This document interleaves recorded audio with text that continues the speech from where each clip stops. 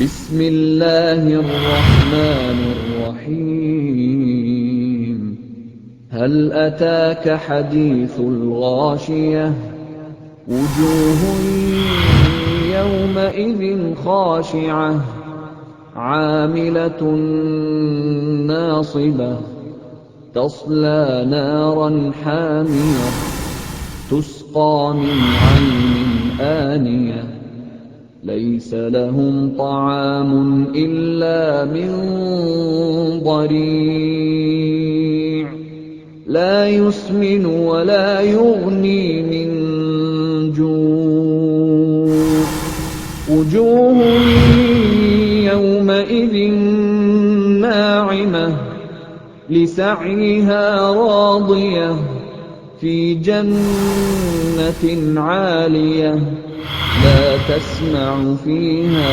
لاغية فيها عين جارية فيها سرر مرفوعة وأكواب موضوعة ونمارق مصفوفة وزرابي مبثوثة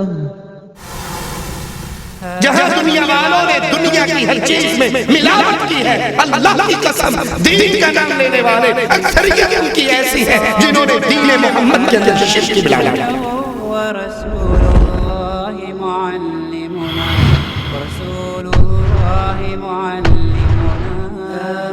یہ وحدت الوجود کا عقیدہ ہے جو علماء بریلی کا عقیدہ ہے، اور مدد اللہ مہاجر مکی صاحب بیان فرماتے ہیں وحدت الوجود کے عقیدے کو کہ مسئلہ وحدت الوجود حق ہے، صحیح ہے، اس میں کوئی شک اور شبہ نہیں ہے۔ حضرت زکریا صاحب بیان کرتے ہوئے فرماتے ہیں ذرا غور کیجئے، رہا جنت پہ تیرے حجاب بشریت نہ جانا کون ہے کچھ بھی کسی نے جس صاحب احمد رضا خان صاحب نے یہ شعر پڑھا تھا اور یہاں یہ شعر بالکل الفاظ بھی ملتے ہیں۔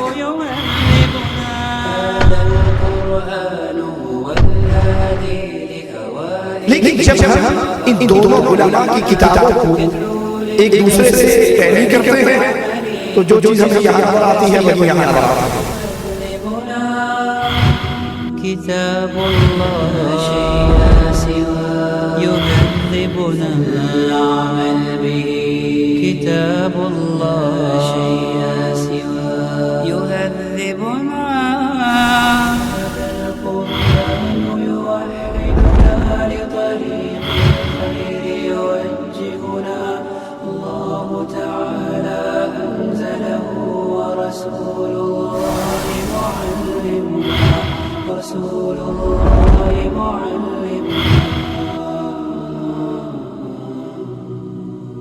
هو معجزة الله الكبرى عن سر الكون يحدثنا الله تعالى أنزله ورسول الله معلمنا هو معجزة الله الكبرى عن سر الكون يحدثنا الله تعالى تقاته ولا تموتن إلا وأنتم مسلمون واعتصموا بحبل الله جميعا ولا تفرقوا واذكروا نعمة الله عليكم إذ كنتم أعداء فألف بين قلوبكم فأصبحتم بنعمته إخوانا وكنتم على شفا حفرة من النار فأنقذكم منها كذلك يبين الله لكم آياته لعلكم تهتدون۔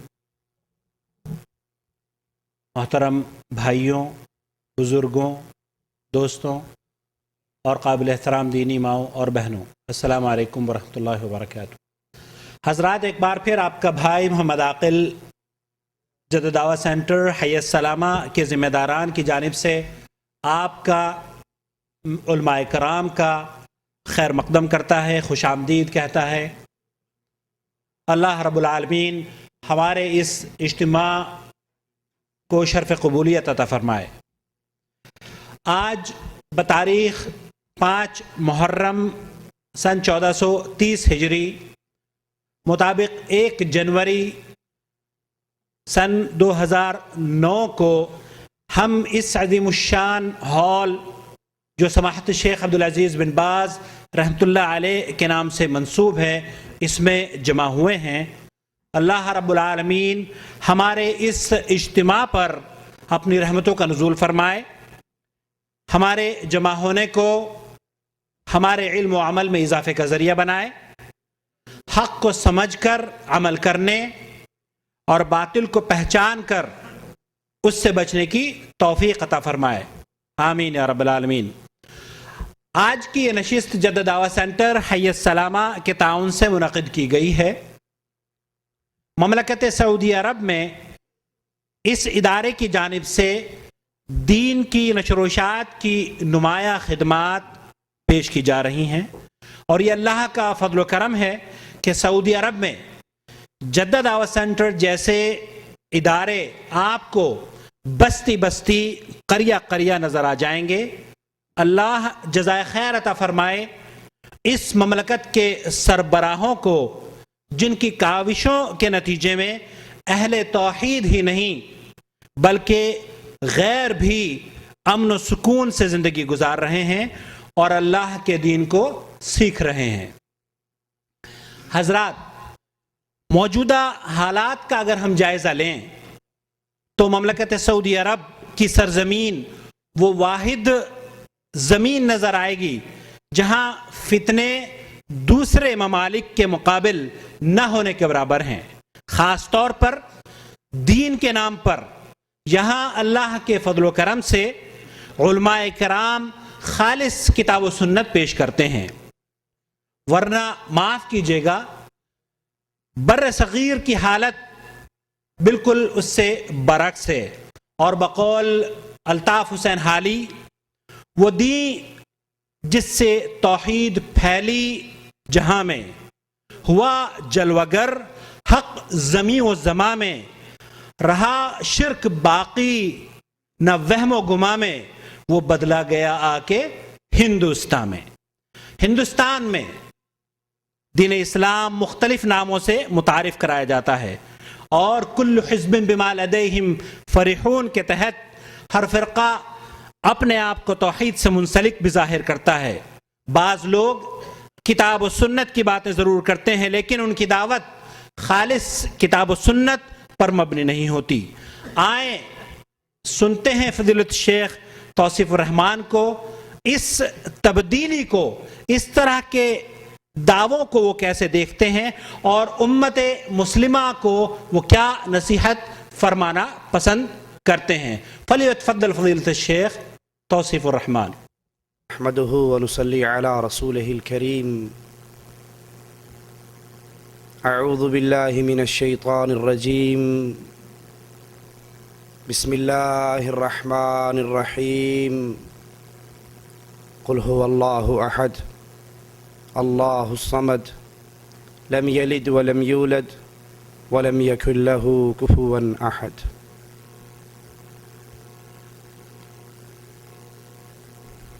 دین اسلام دین توحید ہے، اور جو انسان لا الہ الا اللہ کا اقرار کر لیتا ہے اس پر واجب ہے کہ وہ توحید کا عقیدہ رکھے اور شرکی عقائد سے اپنے آپ کو بچائے۔ لا الہ الا اللہ پڑھ کر اہل ایمان کی جماعت میں شامل ہونے والے پر واجب ہے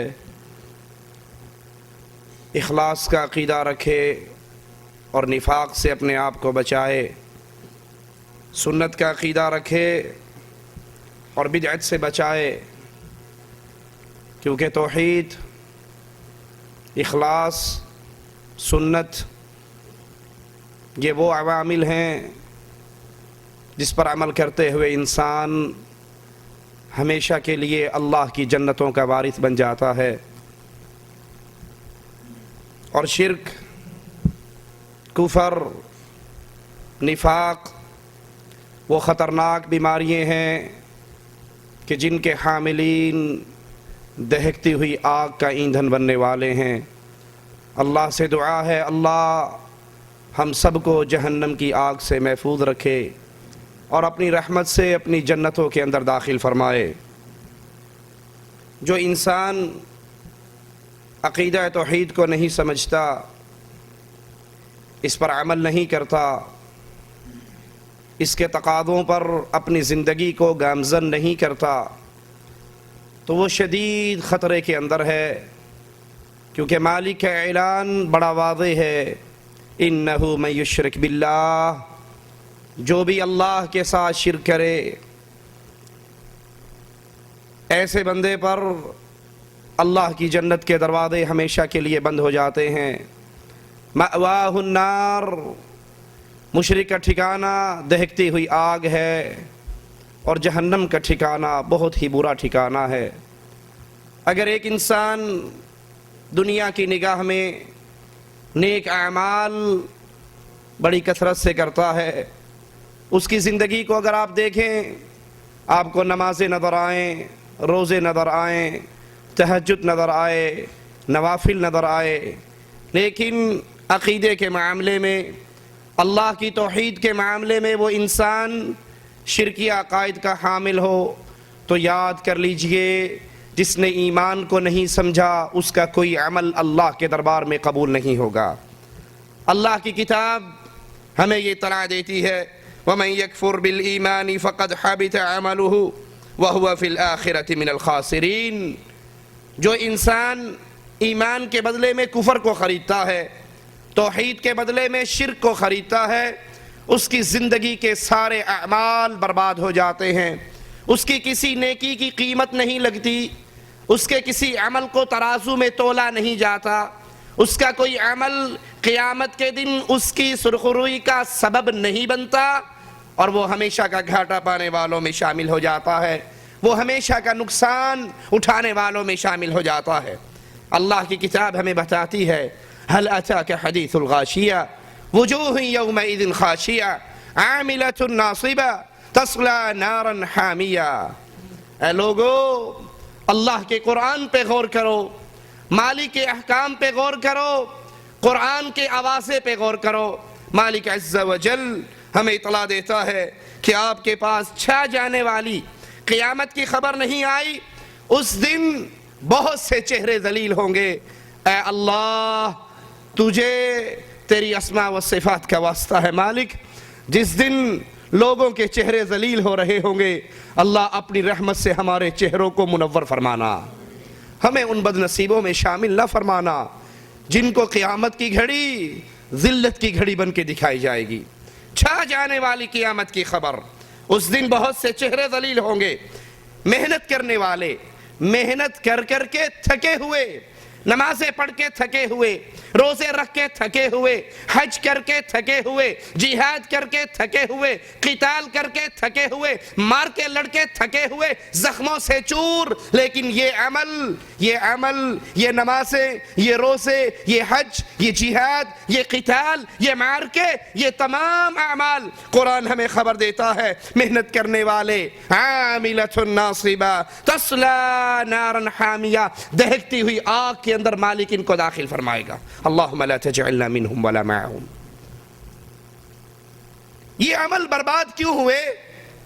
یہ عمل ضائع کیوں ہوئے؟ یہ عمل میزان کے اندر وزن کیوں نہ پائے؟ کیونکہ انہوں نے لا الہ الا اللہ کو جانا نہیں، سمجھا نہیں، اس کے تقاضوں کو مانا نہیں۔ اللہ کی توحید، اللہ کو اس کی ذات میں، اس کی صفات میں، اس کی عبادت میں، اس کے اختیارات میں تنہا اور یکتا مانا جائے۔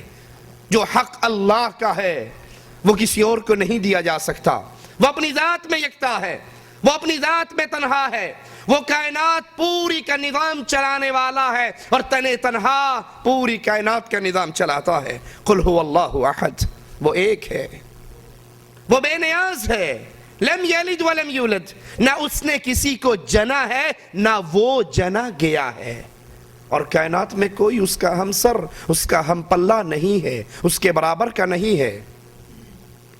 کلمہ پڑھنے کے بعد کہنے والے تو پھر بھی کہہ جاتے ہیں، خدا دا پھڑیا چھڑاوے محمد، محمد دا پھڑیا چھڑا کوئی نہیں سکتا، لا حول ولا قوت الا باللہ، کہ جس کو اللہ پکڑ لے اس کو محمد صلی اللہ علیہ وسلم چھڑا سکتے ہیں، لیکن جس کو محمد پکڑ لے اس کو کوئی نہیں چھڑا سکتا، یعنی اللہ بھی نہیں چھڑا سکتا۔ لا حول ولا قوت الا باللہ۔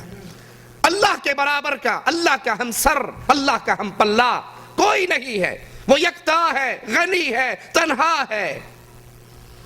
قرآن حکیم بیان فرماتا ہے، غور کیجئے، ان فی خلق السماوات والارض واختلاف اللیل والنہار والفلک التي تجری فی البحر۔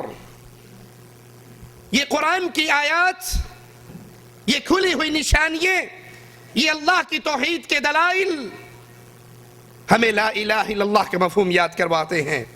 ان فی خلق السماوات والارض، اللہ نے آسمان کو پیدا کیا، اللہ نے زمینوں کو پیدا کیا۔ اس آسمان اور زمین کی پیدائش میں اللہ کی توحید کی نشانی ہے۔ واختلاف اللیل والنہار، دنوں کا آنا اور جانا، عدل اور بدل، یہ دن رات کا ایک دوسرے کے پیچھے چلنا، اس کے اندر اللہ عز و جل کی وحدانیت کی دلیل ہے کہ کوئی ہے جو اس نظام کو چلا رہا ہے، اور اس نظام کے چلانے میں وہ یکتا ہے، اکیلا ہے، تنہا ہے۔ والفلک التي تجری فی البحر بما ينفع الناس، سمندر میں کشتی چلتی ہے، لوگوں کے فائدے کے لیے چلتی ہے، لوگوں کا سامان لے کے چلتی ہے۔ اس سمندر کے اندر اس لکڑی کو پانی کے اوپر چلانے والا، اس کی حفاظت کرنے والا، اس کو ساحل پہ لگانے والا کوئی ہے جس کی وحدانیت پہ ایمان لانے کا حکم ہم انسانوں کو دیا گیا ہے۔ وما انزل اللہ من السماء من ماء، اس آسمان سے پانی برستا ہے، اس پانی کو برسانے والا تنہا اللہ، اس بارش کو برسانے والا اکیلا رب، اس بارش کو زمین پہ اتار کر فَأَحْيَا بِهِ الْأَرْضَ بَعْدَ مَوْتِهَا، اس مردہ زمین کو زندہ کرنے والا، اس سے انگوریے پیدا کرنے والا، اس سے ہمارے لیے پھل پیدا کرنے والا۔ وَبَثَّ فِيهَا مِن كُلِّ دَابَّةٍ، زمین پہ گھوم لیجئے، کہیں مور کے پروں کو دیکھیے اور رنگ ہے، تیتر کے پروں کو دیکھیے اور رنگ ہے، فاختہ کے پروں کو دیکھیے اور رنگ ہے، چوپایوں کو دیکھیں تو اور رنگ ہے۔ ان ماں کے پیٹوں میں ان کے جسموں پہ رنگ چڑھانے والا اللہ، ان جانوروں کی تخلیق میں، ان جانوروں کے پیدا کرنے میں، ان جانوروں کی الگ الگ فطرت بنانے میں ایک اللہ کی توحید کی نشانی ہے۔ اس کے لیے جو اس پہ غور کرے۔ وتصریف الریاح والسحاب المسخر بین السماء والارض، یہ بادل اڑتے ہیں، یہ بادل چل رہے ہیں زمین و آسمان کے درمیان، ان بادلوں پہ کنٹرول اللہ کا ہے، ان ہواؤں پہ کنٹرول اللہ کا ہے۔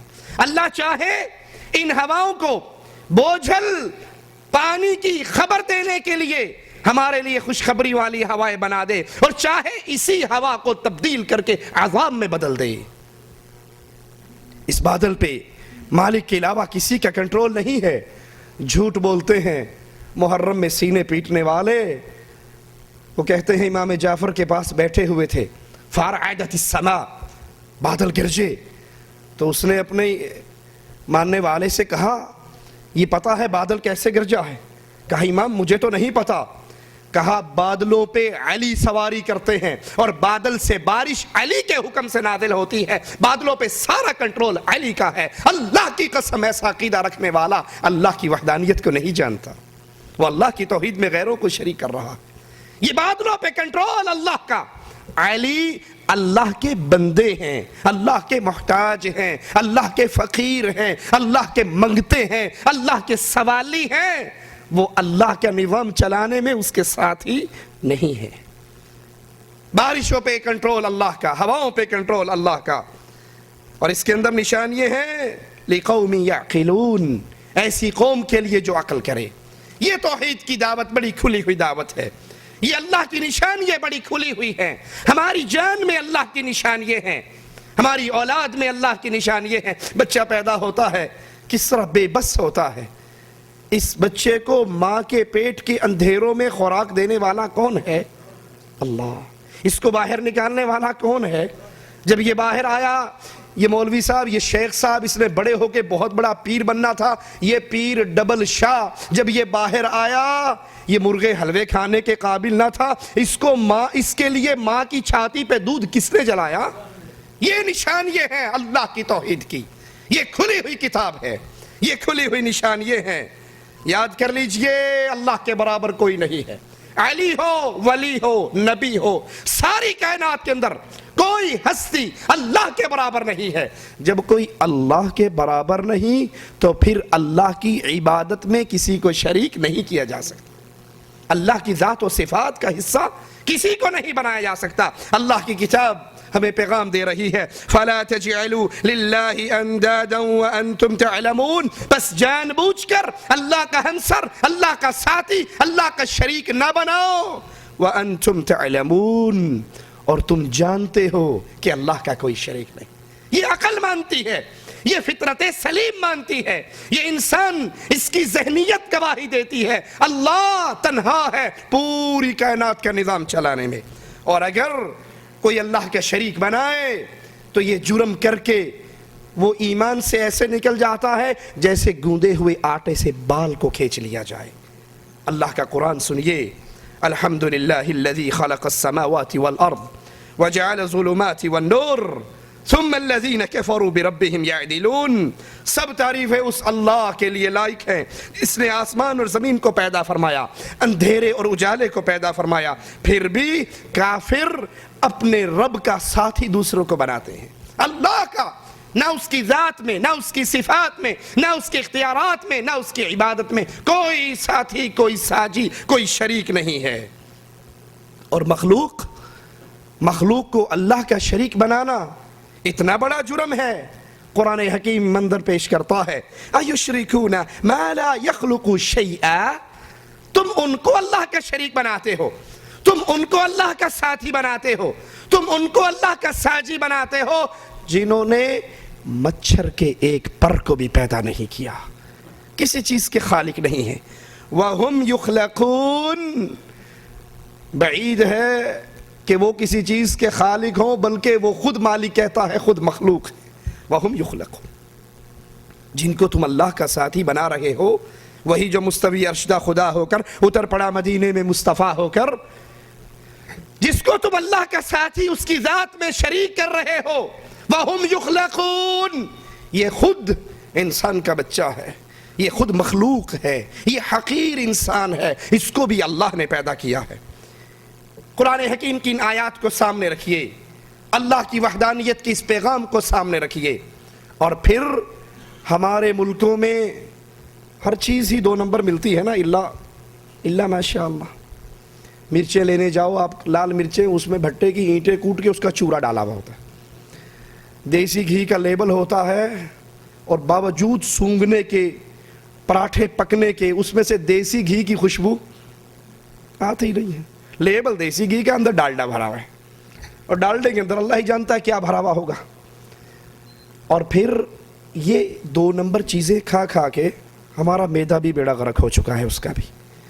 آپ اچھے بھلے جوان آدمی کو 2-4 چمچ دیسی گھی کے کھلا دو تو باتھ روم کے سامنے ہی کرسی ڈال لے گا، اس کا میدا برداشت نہیں کرے گا۔ کیوں؟ اس نے کھائی ہی 2 نمبر چیزیں ہیں، میدا اسی کا عادی ہے۔ جب اصلی چیز ملے گی تو پیٹ میں تو گڑبڑ ہوگی نا۔ جہاں دنیا والوں نے دنیا کی ہر چیز میں ملاوٹ کی ہے، اللہ کی قسم دین کا نام لینے والے اکثریت ان کی ایسی ہے جنہوں نے دین محمد کے اندر شرک کی ملاوٹ کی۔ علماء بریلی کے عقائد کو اپنے سامنے رکھ لیجئے، یہ قرآن کی کھلی ہوئی آیات ان کے عقائد سے یوں ٹکرا رہی ہیں۔ اور مجھے یاد ہے لاہور کا وہ واقعہ، جب میں لاہور کی ایک مسجد میں خطیب تھا، وہاں کسی شخص نے لاہور کے ایک چوک میں ایک بورڈ لکھ کر لگایا، اور جس کے اوپر وہ آیات درج تھی کہ اللہ کے نبی کہہ دیجئے میں عالم الغیب نہیں ہوں، میں فرشتہ نہیں ہوں، میں تو ایک وحی کی اتباع کرتا ہوں۔ لاہور کی سڑکوں پہ جلوس نکلے، انہوں نے کہا ہمیں یہ اعتراض نہیں ہے کہ تم نے یہ بورڈ لکھ کر کیوں لگایا، اعتراض یہ ہے کہ اس آیت کے نیچے ترجمہ اردو میں کیوں کیا، عربی عبارت رہنے دیجئے، ہمیں کوئی اعتراض نہیں، لیکن آپ کی ٹرانسلیشن یہ ہمارے عقائد کا پول کھول رہی ہے۔ اور جب تھانے تک بات پہنچی، جج تک بات پہنچی عدالت میں، باقاعدہ ان قبر کے پجاریوں نے، ان قبروں کی عبادت کی دعوت دینے والوں نے، اسلام کے نام پہ اسلامی مندر آباد کرنے والوں نے دو ٹوک اعلان کر کے کہا قرآن کی آیت تو ہے لیکن ہمارے مذہب کے خلاف ہے۔ یہ قرآن کی کھلی ہوئی آیات، یہ توحید کی کھلی ہوئی باتیں، عقائد ان سے ٹکرا رہے ہیں، لیبل اسلام کا ہے اور اس کے اندر شرک بھر کے دیا جا رہا۔ لیکن عجیب بات، علماء بریلی کی حد تک اکثریت مانتی ہے کہ یہ شرکیہ عقائد کی دعوت دیتے ہیں، ان کا پورا دھندا شرکیہ دعوت پر مبنی ہے، لیکن جب ان کے بھائیوں کی بات آتی ہے، علماء دیوبند کی، تو اچھے بھلوں کے پاؤں ایک دفعہ لرز جاتے ہیں، کہتے ہیں نہیں یہ بڑے موحد ہیں، یہ ٹھیک ٹھیک کام کرتے ہیں۔ لیکن جب ہم ان دونوں علماء کی کتابوں کو ایک دوسرے سے ٹیلی کرتے ہیں تو جو چیز ہمیں یہاں نظر آتی ہے وہی یہاں نظر آتی ہے، جو طاہر القادری صاحب ارشاد فرماتے ہوئے نظر آتے ہیں وہی طارق جمیل صاحب ارشاد فرماتے ہوئے نظر آتے ہیں۔ طاہر القادری صاحب بھی کہتے ہیں کہ اللہ کے رسول معراج کی رات چڑھے، سدرۃ المنتہا بھی گزر گیا، عرش سے بھی اوپر چلے گئے، اللہ نے عرش پر پڑے ہوئے 70,000 نور کے پردوں کو بھی ہٹا دیا اور اپنے سامنے بٹھا کر 3 مرتبہ کہا یا حبیبی ادنو منی، یا حبیبی ادنو منی، یا حبیبی ادنو منی، نبی اور قریب ہو جاؤ، اور قریب ہو جاؤ، اور قریب ہو جاؤ۔ کہا اس نبی کی پرواز کون پہچان سکتا ہے جس کو اللہ اپنے سامنے بٹھا کر 3 مرتبہ اپنی اور قریب آپ کو سائنس کی بات بتاتا تھا، یہ خلا اتنی بڑی ہے کہ اگر ایک جہاز چلایا جائے جس کی رفتار 1,88,000 میل فی سیکنڈ ہو اور وہ 1 ارب سال اڑتا رہے تو آسمان کے نیچے کی خلا کو ناپ نہیں سکتا، تو اوپر کتنا ہوگا؟ پھر عرش کے اوپر 70,000 پردے، وہاں سے ادنا تجلی نور کی پڑی تو موسیٰ علیہ السلام کو 40 دن ہوش نہیں آیا، مر موسیٰ صعقا بہوش۔ اور یہاں ثم دنا فتدلی فکان قاب قوسین او ادنا، اور جب سامنے قاب قوسین او ادنا، اور جب سامنے فرق یا حبیبی ادنو منی، میرے حبیب قریب آؤ، آپ قریب ہوئے، یا حبیبی ادنو منی، میرے حبیب اور قریب آؤ۔ پھر تیسری مرتبہ یا حبیبی، اے میرے حبیب ادنو منی، میرے قریب آؤ۔ عرش کے اوپر کے پردے جو 70,000 بھی چاک ہو گئے اور اللہ اپنے سامنے 3 مرتبہ قریب کر کے یہ خطاب فرما رہے، تو کتنی پرواز ہوگی اس نبی کی بھائی۔ لہذا اللہ کے علاوہ اپنے حبیب کو کوئی پہچان نہیں سکتا، کسی میں حوصلہ ہی نہیں، کسی میں ہمت ہی نہیں۔ کیوں ٹیلی ویژن آن کیجئے، طاہر القادری صاحب کو سن لیجئے، ان کی بھی آواز یہی گونجتی ہے کہ تم تو نور و بشر میں جھگڑتے ہو، یہاں معاملہ بڑا آگے جا چکا ہے۔ جب اللہ کے نبی بیت المقدس سے چلے، نور کا چولا، بشریت کا چولا اتار دیا، عرش پہ پہنچے، نورانیت کا چولا اتار دیا، اور جب عرش سے لامکان کے لیے پرواز شروع کی، نہ نور تھے نہ بشر تھے، ادھر سے نبی جا رہے تھے، ادھر سے اللہ آ رہا تھا، اور پھر دروازے تک بات پہنچی، اللہ نے دروازہ کھولا، اپنے حبیب کو اندر کیا اور دروازہ اللہ نے بند کر دیا۔ لا حول ولا قوة۔ 2 کمانوں کا فاصلہ، ایک دنا کی کمان تھی وہ جو ادھر سے آ رہا تھا، ایک اس کی کمان تھی، ایک فتد اللہ جو ادھر سے آ رہا تھا بلانے والا، ایک جانے والے کی کمان تھی، ایک بلانے والے کی کمان تھی۔ جب 2 ہاتھ 2 کمانوں کی مانند مل جائیں تو 2 کمانوں کا ملنا مثل معان کا ہو جاتا ہے، مثل معان کا ہو جاتا ہے۔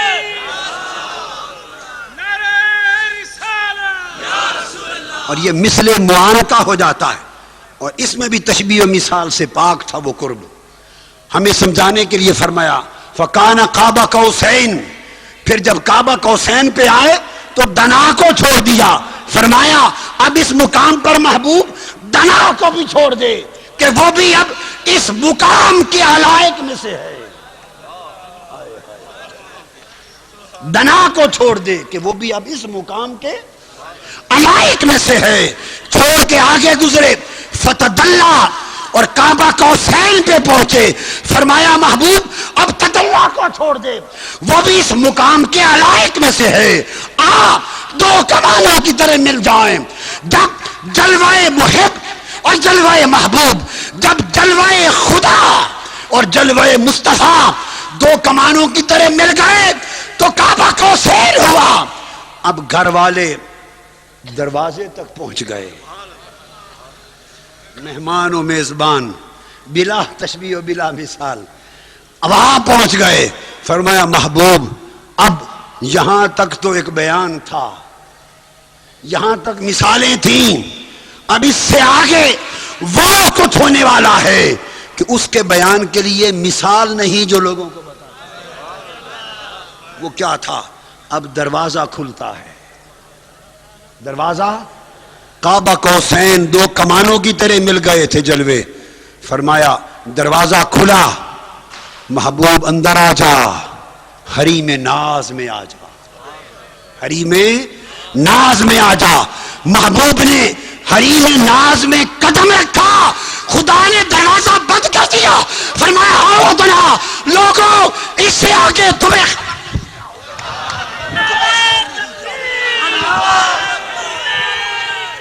عقائد کی جب بات کی جائے, ان دونوں کی کتابوں کو دیکھا جائے تو شرک کی دعوت سے بھری ہوئی ہے. یہاں پہ ایک بات میں عرض کر دوں, اگر علماء دیوبند اور علماء بریلی جیسے ان کے نام کے ساتھ القابات اولیاء اللہ کے لگتے ہیں, تو ہم یہ سوال انہی پر چھوڑتے ہیں کہ اگر یہ واقعی اولیاء اللہ ہیں تو اللہ کا ولی مشرک نہیں ہوا کرتا.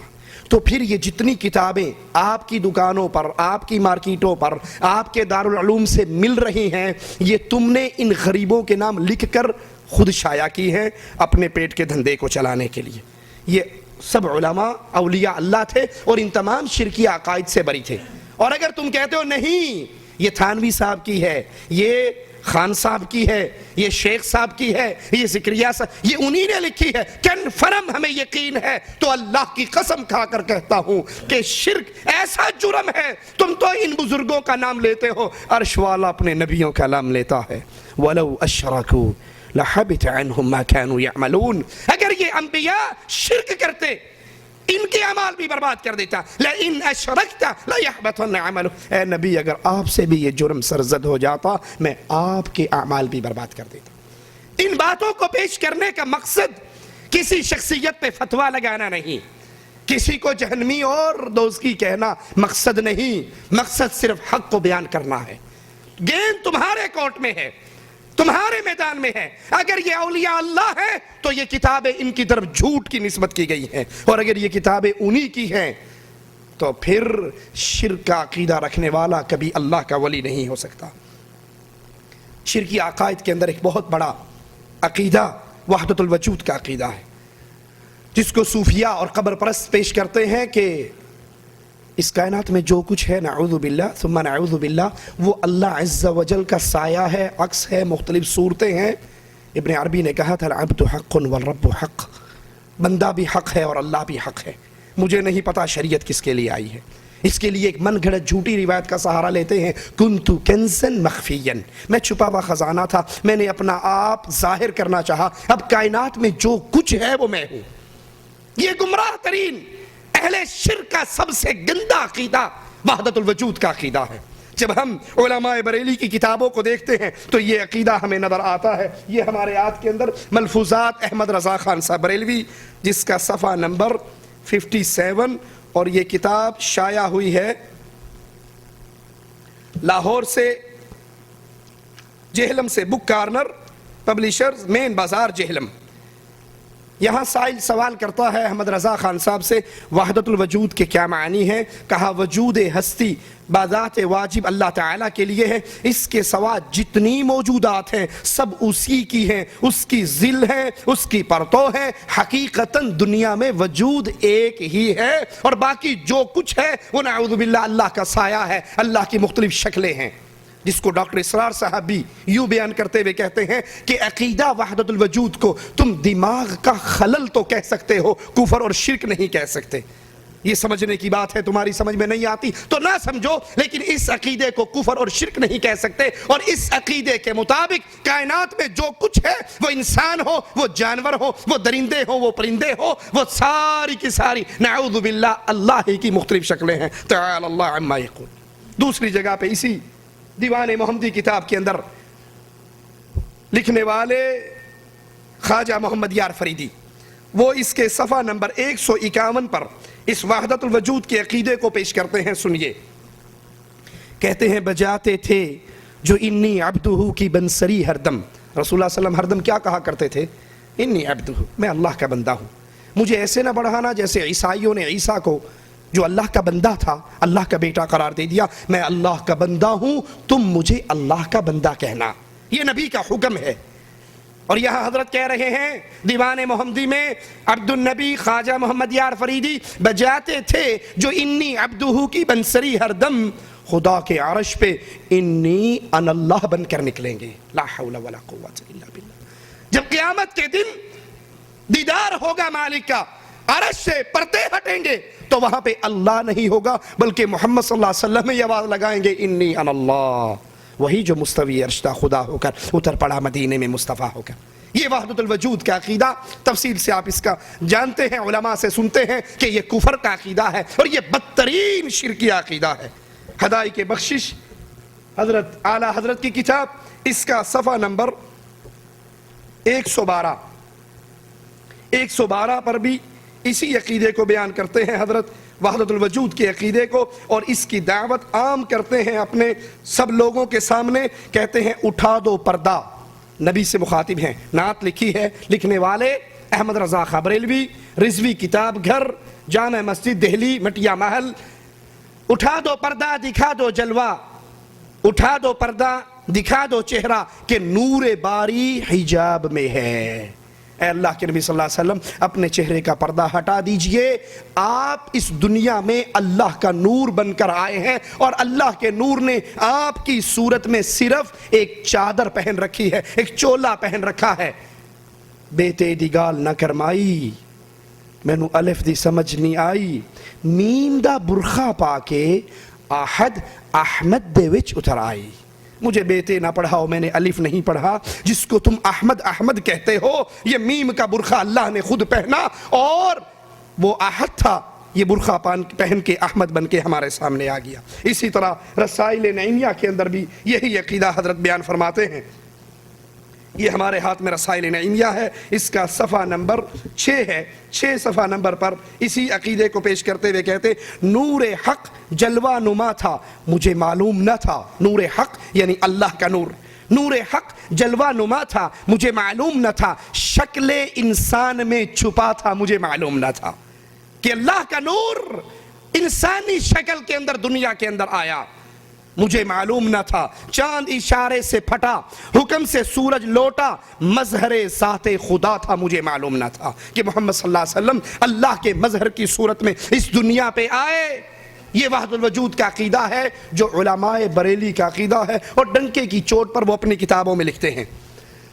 اب اہل توحید اکثریت ان علماء بریلی کے عقائد کو جانتی ہے اور کتراتی ہے کہ ان کے پیچھے نماز پڑھی جائے، ان سے رشتہ داری کی جائے، ان کو اہل ایمان کا مقام دیا جائے، لیکن جب معاملہ علماء دیوبند کا آتا ہے تو اکثریت ان کے پیچھے نماز پڑھنے کی بھی قائل ہو جاتی ہے، ان سے دوستی کرنے کی بھی قائل ہو جاتی ہے، ان سے رشتہ داریاں کرنے کی بھی قائل ہو جاتی ہے۔ یاد کر لیجئے یہاں مخاطب وہ لوگ ہیں جن کے یہ عقائد ہیں، اور جو علماء دیوبند کے اندر پبلک میں عوام کی بات، علماء کی بات الگ ہے جن کے یہ عقائد ہے، اور عوام کی بات الگ ہے۔ عوام میں اگر کوئی ان عقائد سے برات کا اظہار کرتا ہے وہ اہل ایمان بھی ہے اور ہمارا بھائی بھی ہے، لیکن جو ان عقائد پہ ڈٹا رہتا ہے تو پھر اللہ کی توحید کی غیرت یہ ہے کہ ہم اس سے برات کریں۔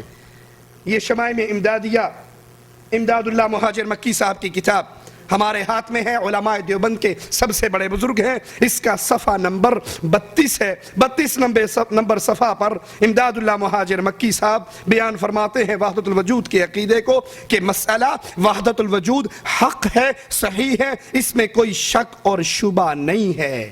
وحدت الوجود کا یہ عقیدہ، جس عقیدے کی تفصیل بیان کرتے ہوئے اشرف علی تھانوی صاحب اپنی کتاب کے اندر بیان کرتے ہیں ایک ہمارے صوفی صاحب کے پاس، ایک مواحد کے پاس ایک شخص آیا اور آ کر کہنے لگا حضرت آپ کہتے ہو سب کچھ ہی وہی ہے، تو یہ ایک پلیٹ میں حلوہ لایا ہوں اور یہ ایک پلیٹ میں گندگی لایا ہوں، اگر سب کچھ وہی ہے، یہ امداد المشتاق اشرف علی تھانوی صاحب کی کتاب اور اس کتاب کا صفحہ نمبر 101 ہے، کہتے ہیں اگر سب کچھ وہی ہے تو یہ حلوہ بھی کھا کر دکھائیے اور یہ گندگی بھی کھا کر دکھائیے۔ تو انہوں نے بصورت آدمی ہو کر حلوہ کھایا اور بشکل خنزیر ہو کر گندگی کھا لی اور کہا بندہ بھی وہی ہے اور سور بھی وہی ہے، لا حول ولا قوت الا باللہ۔ یہی عقیدہ امداد اللہ مہاجر مکی صاحب بیان کرتے ہیں اور یہی عقیدہ مولانا زکریا صاحب فضائل درود صفحہ نمبر 133 ہے، اس صفحہ نمبر 133 پر فضائل درود کے حضرت زکریا صاحب بیان کرتے ہوئے فرماتے ہیں، ذرا غور کیجئے، رہا جمال پہ تیرے، احمد رضا خان صاحب نے بھی یہی شعر پڑھا تھا اور یہاں بھی شعر بالکل الفاظ بھی ملتے ہیں، رہا جمال پہ تیرے حجاب بشریت نہ جانا کون ہے کچھ بھی کسی نے جز ستار، اللہ کے علاوہ تجھے کوئی نہ پہچان سکا، تو بشریت کی چادر پہن کر اس دنیا میں آیا لیکن حقیقت میں تو کیا تھا، اس کا علم ایک اللہ کے علاوہ اور کسی کو نہیں تھا۔ یہ اشرف علی تھانوی صاحب کی ایک اور کتاب منصور حلاج کی سیرت پہ انہوں نے لکھی، جس کے صفحہ 3 پر منصور حلاج کی تعریف کرتے ہوئے فرماتے ہیں کہ اگر حکیم الامت تھانوی صاحب نے انہی تحقیقات پہ نظر ڈالی تو کہا حسین ابن منصور کی آزمائش امت مسلمہ کے عظیم محسن امام احمد بن حنبل کی آزمائش کے برابر ہے، یہ دونوں ایک پلے کے امام تھے، لا حول ولا قوت الا باللہ۔ احمد ابن حنبل مواحدوں کے امام جو نبی کی ایک حدیث کے خلاف فتویٰ نہیں دیتے، 3 بادشاہ ان پر ظلم کی چکی چلاتے ہیں، وہ پس جاتے ہیں اس میں، چچا آتا ہے کہتا ہے بھتیجے میں جانتا ہوں تو اپنے عقیدے کو اپنے دل میں چھپا لے اور کہہ دے جو بادشاہ نے کہا ہے۔ امام احمد ابن حنبل اللہ ان کو کروٹ جنت الفردوس عطا فرمائے، ان کی قبر کو رحمتوں سے بھر دے، وہ مواحدوں کے امام، اہل سنت کے امام، اہل حدیث کے امام۔ کہا چچا اگر ماجرا میری ذات کا ہوتا میں کہہ دیتا جو بادشاہ نے کہا ہے، چچا اس جیل خانے کے باہر ساری دنیا اسی انتظار میں ہے جو احمد کی زبان سے نکلے گا وہ محمد کا فرمان ہوگا صلی اللہ علیہ وسلم۔ میں اپنی جان بچانے کے لیے نبی کی حدیث کے خلاف فتویٰ کیسے دے دوں؟ یہ مار کے میرے جسم سے گوشت اور ہڈی الگ کر سکتے ہیں لیکن احمد کی زبان سے فرمان محمد کے خلاف فتویٰ نہیں نکلوا سکتے۔ یہ احمد ابن حنبل اور یہ منصور حلاج جس زندیق نے کہا تھا انا الحق، میں اللہ ہوں، لا حول ولا قوت الا باللہ، میرے اندر اللہ حلول کر چکا ہے۔ اشرف علی تھانوی صاحب ان دونوں کو کہتے ہیں یہ دونوں ایک ہی پائے کے آدمی تھے، ان دونوں کا مقام برابر تھا۔ اور اسی کتاب کا سیرت منصور حلاج کا صفحہ نمبر 17 ہے، 17 پر فرماتے ہیں کہ ہمارے اکابرین علماء دیوبند کے جتنے اکابر گزرے ہیں ان سب کے نزدیک منصور حلاج ہمارے اکابر کے نزدیک مقبولین میں سے ہیں، جو اللہ کے بڑے مقبول بندے ہیں، جو اللہ کے بڑے قریبی بندے ہیں، منصور حلاج کا ان مقبولین میں شمار ہوتا ہے۔ اور حقیقت میں منصور حلاج جیسے زندیق جس پہ ابن تیمیہ رحمہ اللہ نے کفر کا فتویٰ صادر کیا تھا، یہ اللہ کے دشمنوں میں ہے، یہ اللہ کے اعداء میں ہے، یہ مشرکوں کے امام گزرے ہیں، ان کا اہل ایمان سے کوئی تعلق نہیں ہے۔ اللہ عز و جل جیسے اپنی ذات میں یکتا ہے اپنی صفات میں بھی یکتا ہے، غیر اللہ میں اللہ کی صفات نہیں آ سکتی، لیس کمثلہ شیء، اس کی تو کوئی مثال ہی نہیں ہے، وہ اپنی ذات و صفات میں یکتا ہے، اکیلا ہے۔ لیکن بریلوی علماء اس صفات کے عقائد پر کیا عقیدہ رکھتے ہیں؟ یہ ہمارے ہاتھ میں فتاوی افریقیہ ہے، اس کا صفحہ نمبر 116 ہے، 116 صفحہ پر وہ فرماتے ہیں حضور پر نور سیدنا غوث اعظم رضی اللہ عنہ، حضور اقدس و انور سید عالم صلی اللہ علیہ وسلم کے وارث کامل و نائب تام و آئینہ ذات ہیں۔ حضور پر نور یعنی اللہ کے نبی مع اپنی جمیع صفات جمال و جلال و کمال و افضال کے ان کے اندر ظاہر ہیں، ان کے متجلی ہیں، جس طرح ذات عزت اللہ تعالیٰ کی ذات مع جملہ صفات جلالت آئینہ محمدی میں ظاہر ہے۔ لا حول ولا قوت الا باللہ۔ لوگو اللہ کے لیے اللہ کی توحید کو سمجھو اور اللہ کی توحید کے دشمنوں کے عقائد کو بھی سامنے رکھو۔ جس طرح اللہ اپنی ساری صفات کے اندر محمد کی صورت میں ظاہر ہوا ہے، اسی طرح محمد صلی اللہ علیہ وسلم اپنی ساری صفات کے اندر پیر عبد القادر کی صورت میں آیا ہے۔ حالانکہ اللہ اپنی صفات میں اکیلا، اس کی صفت کسی بندے میں نہیں آ سکتی، وہ کسی میں حلول نہیں کرتا، کوئی اللہ کے اندر فنا نہیں ہوتا۔ اور یہی عقیدہ جو علماء بریلی بیان کرتے ہیں، یہی عقیدہ علماء دیوبند کے سرتاج امداد اللہ مہاجر مکی نے اپنی کتاب کلیات امدادیہ صفحہ نمبر 27 پہ بیان کرتے ہوئے کہا ہے، ذرا غور کیجئے۔ کہتے ہیں کہ انسان جب بیمار کو سامنے رکھے اور اس کو دم کرنا شروع کرے اور اس کی بیماری کو سلب کرے، اس کی بیماری کو سلب کرے، تو یہ بیماری انسان کے اندر آ جاتی ہے، اور یہ انسان میں الہی صفات میں سے، اللہ کی صفات میں سے ایک صفت ہے، اللہ کی صفات میں سے ایک صفت ہے۔ اور صفحہ نمبر 54 پہ بھی یہی عقیدہ بیان کرتے ہیں کہ اللہ کی صفات انسان کے اندر آ جاتی ہے، بندہ بلکہ توحید صفاتی کا پورا مراقبہ بیان کرتے ہیں کہ اگر یہ مراقبہ کیا جائے تو پھر اللہ کی صفات انسان کی صفات کے اندر، انسان کے جسم کے اندر داخل ہو جاتی ہیں۔ انسان اللہ کا بندہ ہے، اللہ ہمارا خالق و مالک ہے، ہم اللہ کے بندے ہیں۔ بندے کے لیے اللہ کے علاوہ کسی اور کا بندہ بننا جائز؟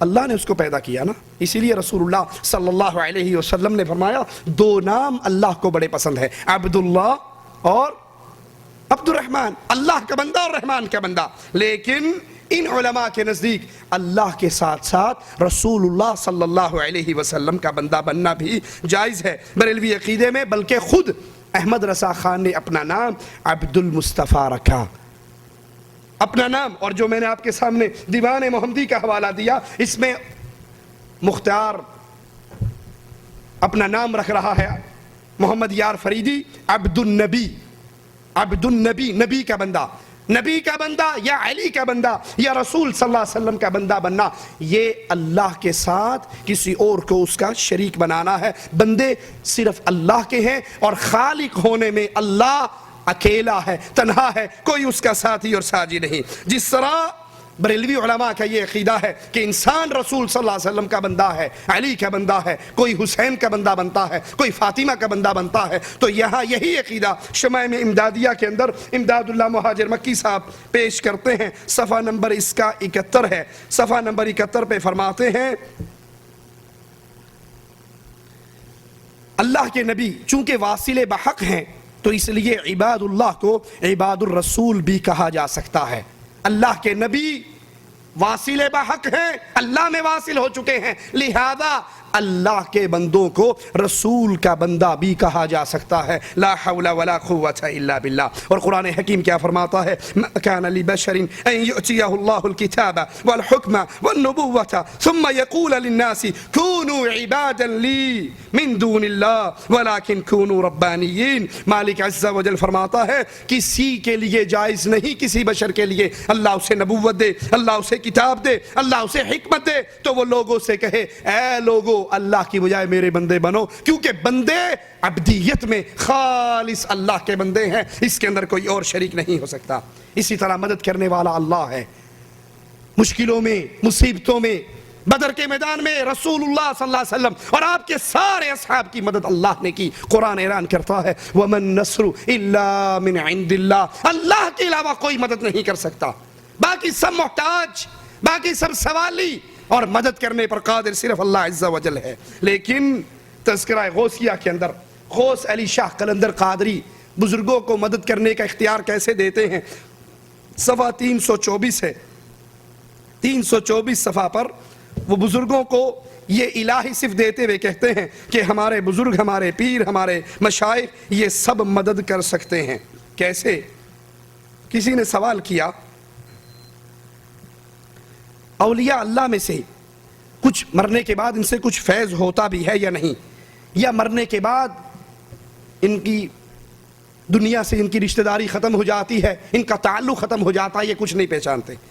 اب کہتے ہیں کہ نہیں، یہ اولیاء مرنے کے بعد بھی مدد کرتے ہیں، قبروں کے اندر سے بھی مدد کرتے ہیں۔ دلیل، اے کاش یہ دلیل قرآن کی کوئی آیت سناتے تو ہم بھی مان لیتے۔ رسول کی کوئی حدیث سناتے تو ہم بھی مان لیتے.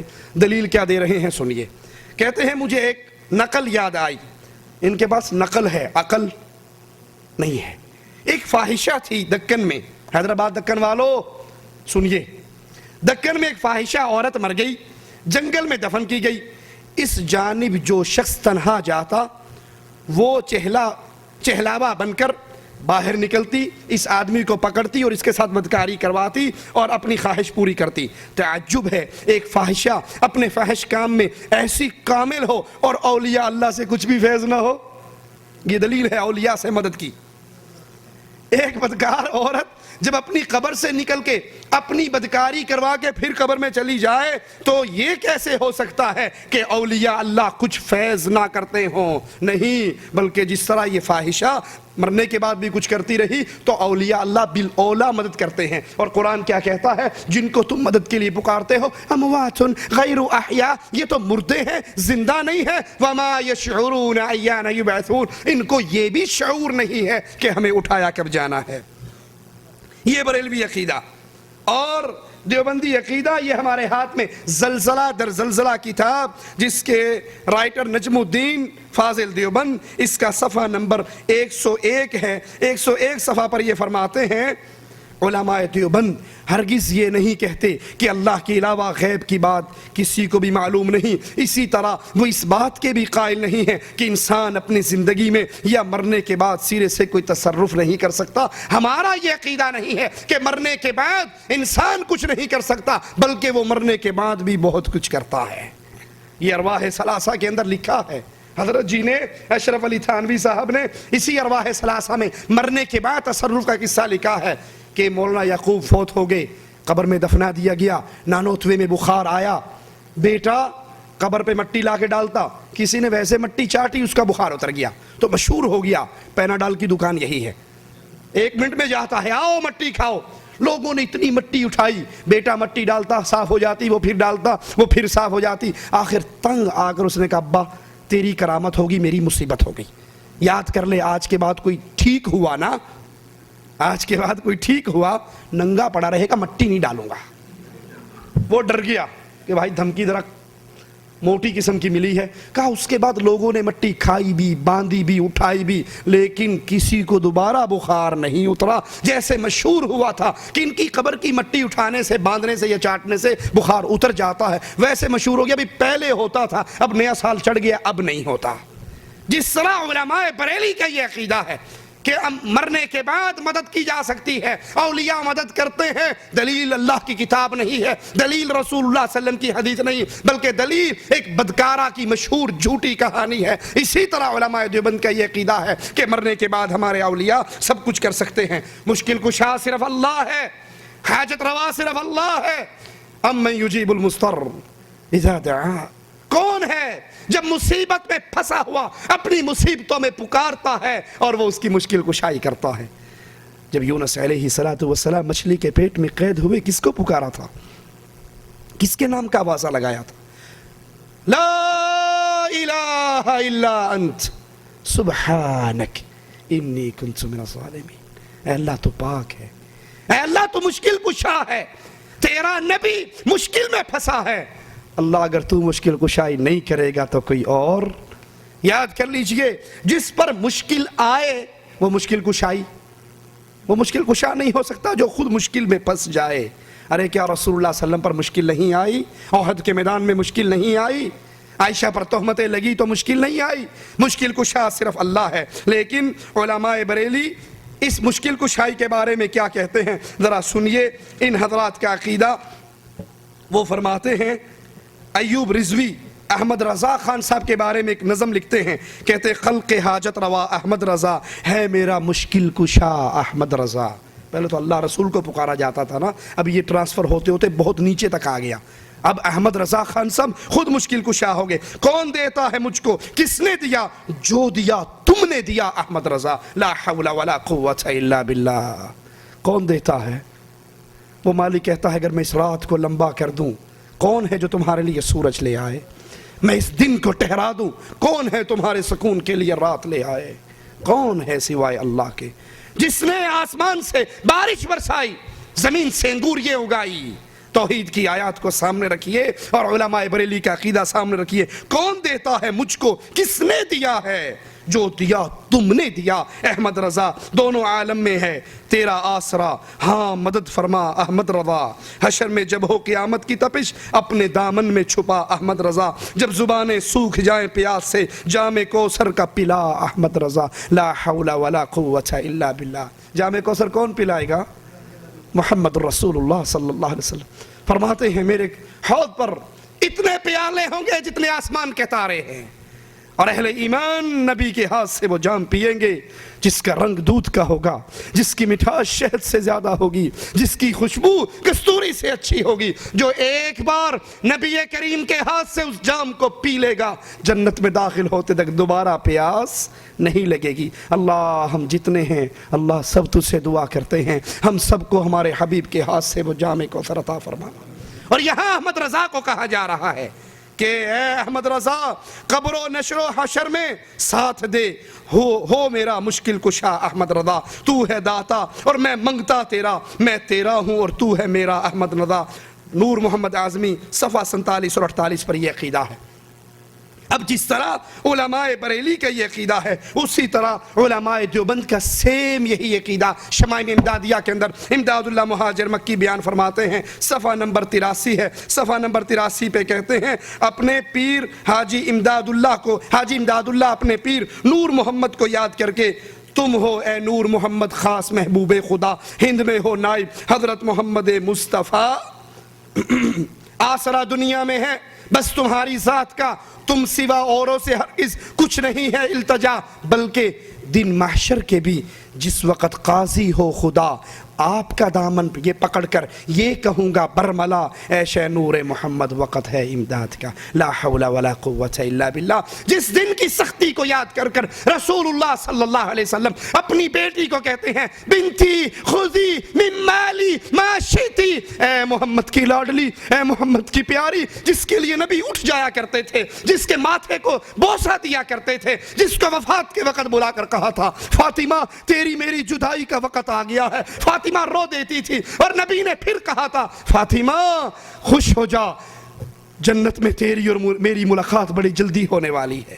اس فاطمہ سے کہا رضی اللہ تعالی عنہ میرے امام، میرے قائد، میرے نبی، میرے رہبر محمد رسول اللہ صلی اللہ علیہ وسلم نے اے فاطمہ جو جی چاہتا ہے بابا کے گھر میں سے اٹھا کر لے جا. اے عملی یا بنتی، بیٹی عمل کرنا. اللہ کے دربار میں پکڑی گئی تو محمد چھڑا نہ سکیں گے صلی اللہ علیہ وسلم.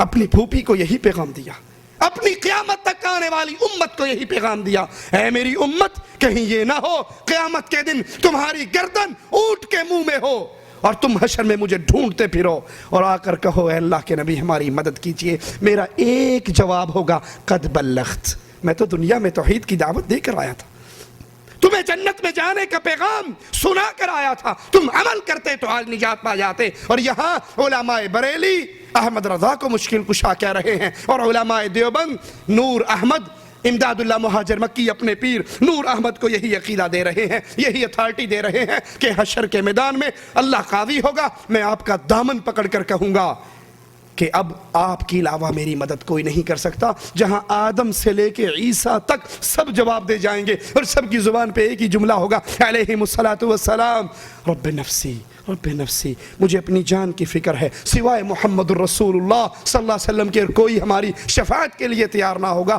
یہاں یہ وہ اپنے پیروں کو یہ اتھارٹی دیتے ہیں.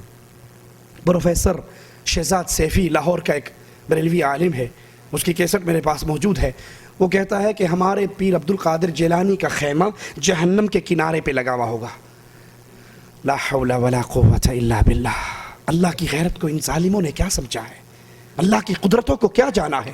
فرشتے جن لوگوں کو پکڑ پکڑ کر جہنم میں پھینک رہے ہوں گے پیر عبد القادر جیلانی اپنے مریدوں کو چھڑا چھڑا کر جنت وارث کریں گے.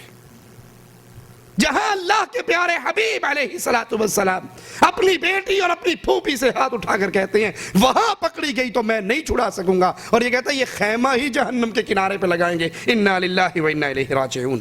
حاجت روا صرف اللہ عز و جل ہے۔ قرآن حکیم کی آیات پہ غور کیجئے، ما یفتح اللہ للناس من رحمت فلا ممسک لها وما یمسک فلا مرسل له من بعده وهو العزیز الحکیم۔ اللہ تعالیٰ جو رحمت لوگوں کے لیے کھول دے سو اس کو کوئی بند نہیں کر سکتا، جو اللہ رحمت دینا چاہے کوئی روک نہیں سکتا، اور جس رحمت کو اللہ روک لے، اللہ بند کر دے، اس کو کوئی کھول نہیں سکتا۔ وہی غالب حکمت والا اللہ ہے۔ اگر اللہ کسی پہ مصیبت ڈالنا چاہے کوئی رکاوٹ نہیں بن سکتی، اور اللہ کسی کی مصیبت دور کرنا چاہے تو کوئی اس پہ ڈال نہیں سکتا۔ لیکن احمد رضا خان صاحب بریلوی اپنی کتاب الامن والعلا میں لکھتے ہیں اللہ تعالیٰ کے کچھ ایسے بندے ہیں جن کو اللہ تعالیٰ نے مخلوق کی حاجت روائی کے لیے خاص فرمایا ہے۔ لوگ گھبرائے ہوئے ان کے پاس حاجتیں لے کر آتے ہیں اور یہ ان کی حاجت روائی کر دیتے ہیں۔ اسی کتاب کے دوسرے مقام پر لکھتے ہیں اللہ کے نبی حضور ہر مصیبت میں کام آتے ہیں، حضور ہر مصیبت میں کام آتے ہیں۔ حضور علیہ السلام ہی بہتر عطا کرنے والے ہیں۔ عاجزی اور ذلت کے ساتھ حضور کو ندا کی جائے، حضور ہی ہر بلا سے پناہ ہیں۔ لا حول ولا قوت الا باللہ۔ اگر اللہ کے نبی صلی اللہ علیہ وسلم ہر مصیبت میں کام آتے ہیں اور وہ قیامت تک کام آتے رہیں گے، تو جب حسنین کریمین پر مصیبت ٹوٹی اللہ کے نبی کام کیوں نہ آئے؟ اہل بیت سے کتنی محبت تھی نبی کو، حسن و حسین سے کتنی محبت تھی، ان کے ماتھے کو چوما کرتے تھے، ان کو پیار کیا کرتے تھے۔ اگر نماز کے دوران وہ آپ پر بیٹھ جاتے اپنے سجدے کو لمبا کر لیا کرتے تھے۔ ممبر پہ کھڑے ہیں، جمعہ پڑھا رہے ہیں، حسنین نانا کی آواز سن کے باہر نکلتے ہیں، ٹھوکر لگتی ہے نیچے گرتے ہیں، ممبر سے اتر کے حسنین کو اپنے سینے سے لگاتے ہیں اور کہتے اللہ میں حسن و حسین سے پیار کرتا ہوں، تو بھی حسن و حسین سے پیار کر۔ فرمایا میرے یہ بیٹے اللہ کی جنت میں نوجوانوں کے سردار ہوں گے۔ ان پہ مصیبت آئی یا نہ آئی، ان کی پوری اولاد پہ مصیبت آئی یا نہ آئی، تو رسول اللہ صلی اللہ علیہ وسلم اس مصیبت میں ان کے کام کیوں نہ آئے؟ اسی طرح ملفوظات احمد رضا خان بریلوی کے اندر یہی عقیدہ بیان کرتے ہیں، صفحہ نمبر 369 ہے کہ رسول کریم صلی اللہ علیہ وسلم یہ مصیبتیں دور کرتے ہیں، یہ پریشانیاں دور کرتے ہیں، اور باقی بزرگوں کو بھی یہی اتھارٹی ہیں۔ حالانکہ ہمیں قرآن کی تعلیم یہی ہے کہ ساری مصیبتوں کو دور کرنے والا ایک اللہ عز و جل ہے۔ فرماتے ہیں حضور اقدس خزانہ سر الہی اور جائے نفاذ حکم خدا ہے۔ رب العزت نے اپنے کرم کے خزانے، اپنی نعمتوں کے خان حضور کے قبضے میں کر دیے ہیں۔ جس کو چاہے دیں، جس کو چاہے نہ دیں، کوئی حکم نافذ نہیں ہوتا مگر حضور کے دربار سے۔ اللہ کا ہر حکم نعوذ باللہ ثم نعوذ باللہ حضور کے دربار پہ اترتا ہے، پھر یہاں سے آرڈر جاری ہوتا ہے۔ ایک ذاکر کی تقریر میں سن رہا، وہ ذاکر کہنے لگا کہ اللہ کی تقدیر کے جتنے معاملات ہیں وہ سارے پہلے حسین کے گھر پہ نازل ہوتے ہیں۔ لا حول ولا قوت الا باللہ۔ پھر اس نے اپنی شکل بنائی ظالم نے کہ اللہ کا حکم حسین کے دروازے پہ کھڑا ہوتا ہے اور پھر پوچھتا ہے حسین کدھر جاؤں، اور حسین حکم فرماتے ہیں اللہ کا حکم حسین کے حکم کا محتاج۔ امام حسین کی زیارت مطلقہ میں سرکار کی زری کے سامنے کھڑے ہو کے یہ کہنا پڑتا ہے کہ اے اکبر کے بابا میں گواہی دے رہا ہوں، ارادۃ الرب فی مقادیر امورہ تہبط الیکم وتصدر من بیوتکم، کہ اللہ کی تقدیری معاملات کے جتنے ارادے ہیں وہ پہلے تم پہ نازل ہوتے ہیں، پھر تمہارے گھر سے صادر ہوتے ہیں۔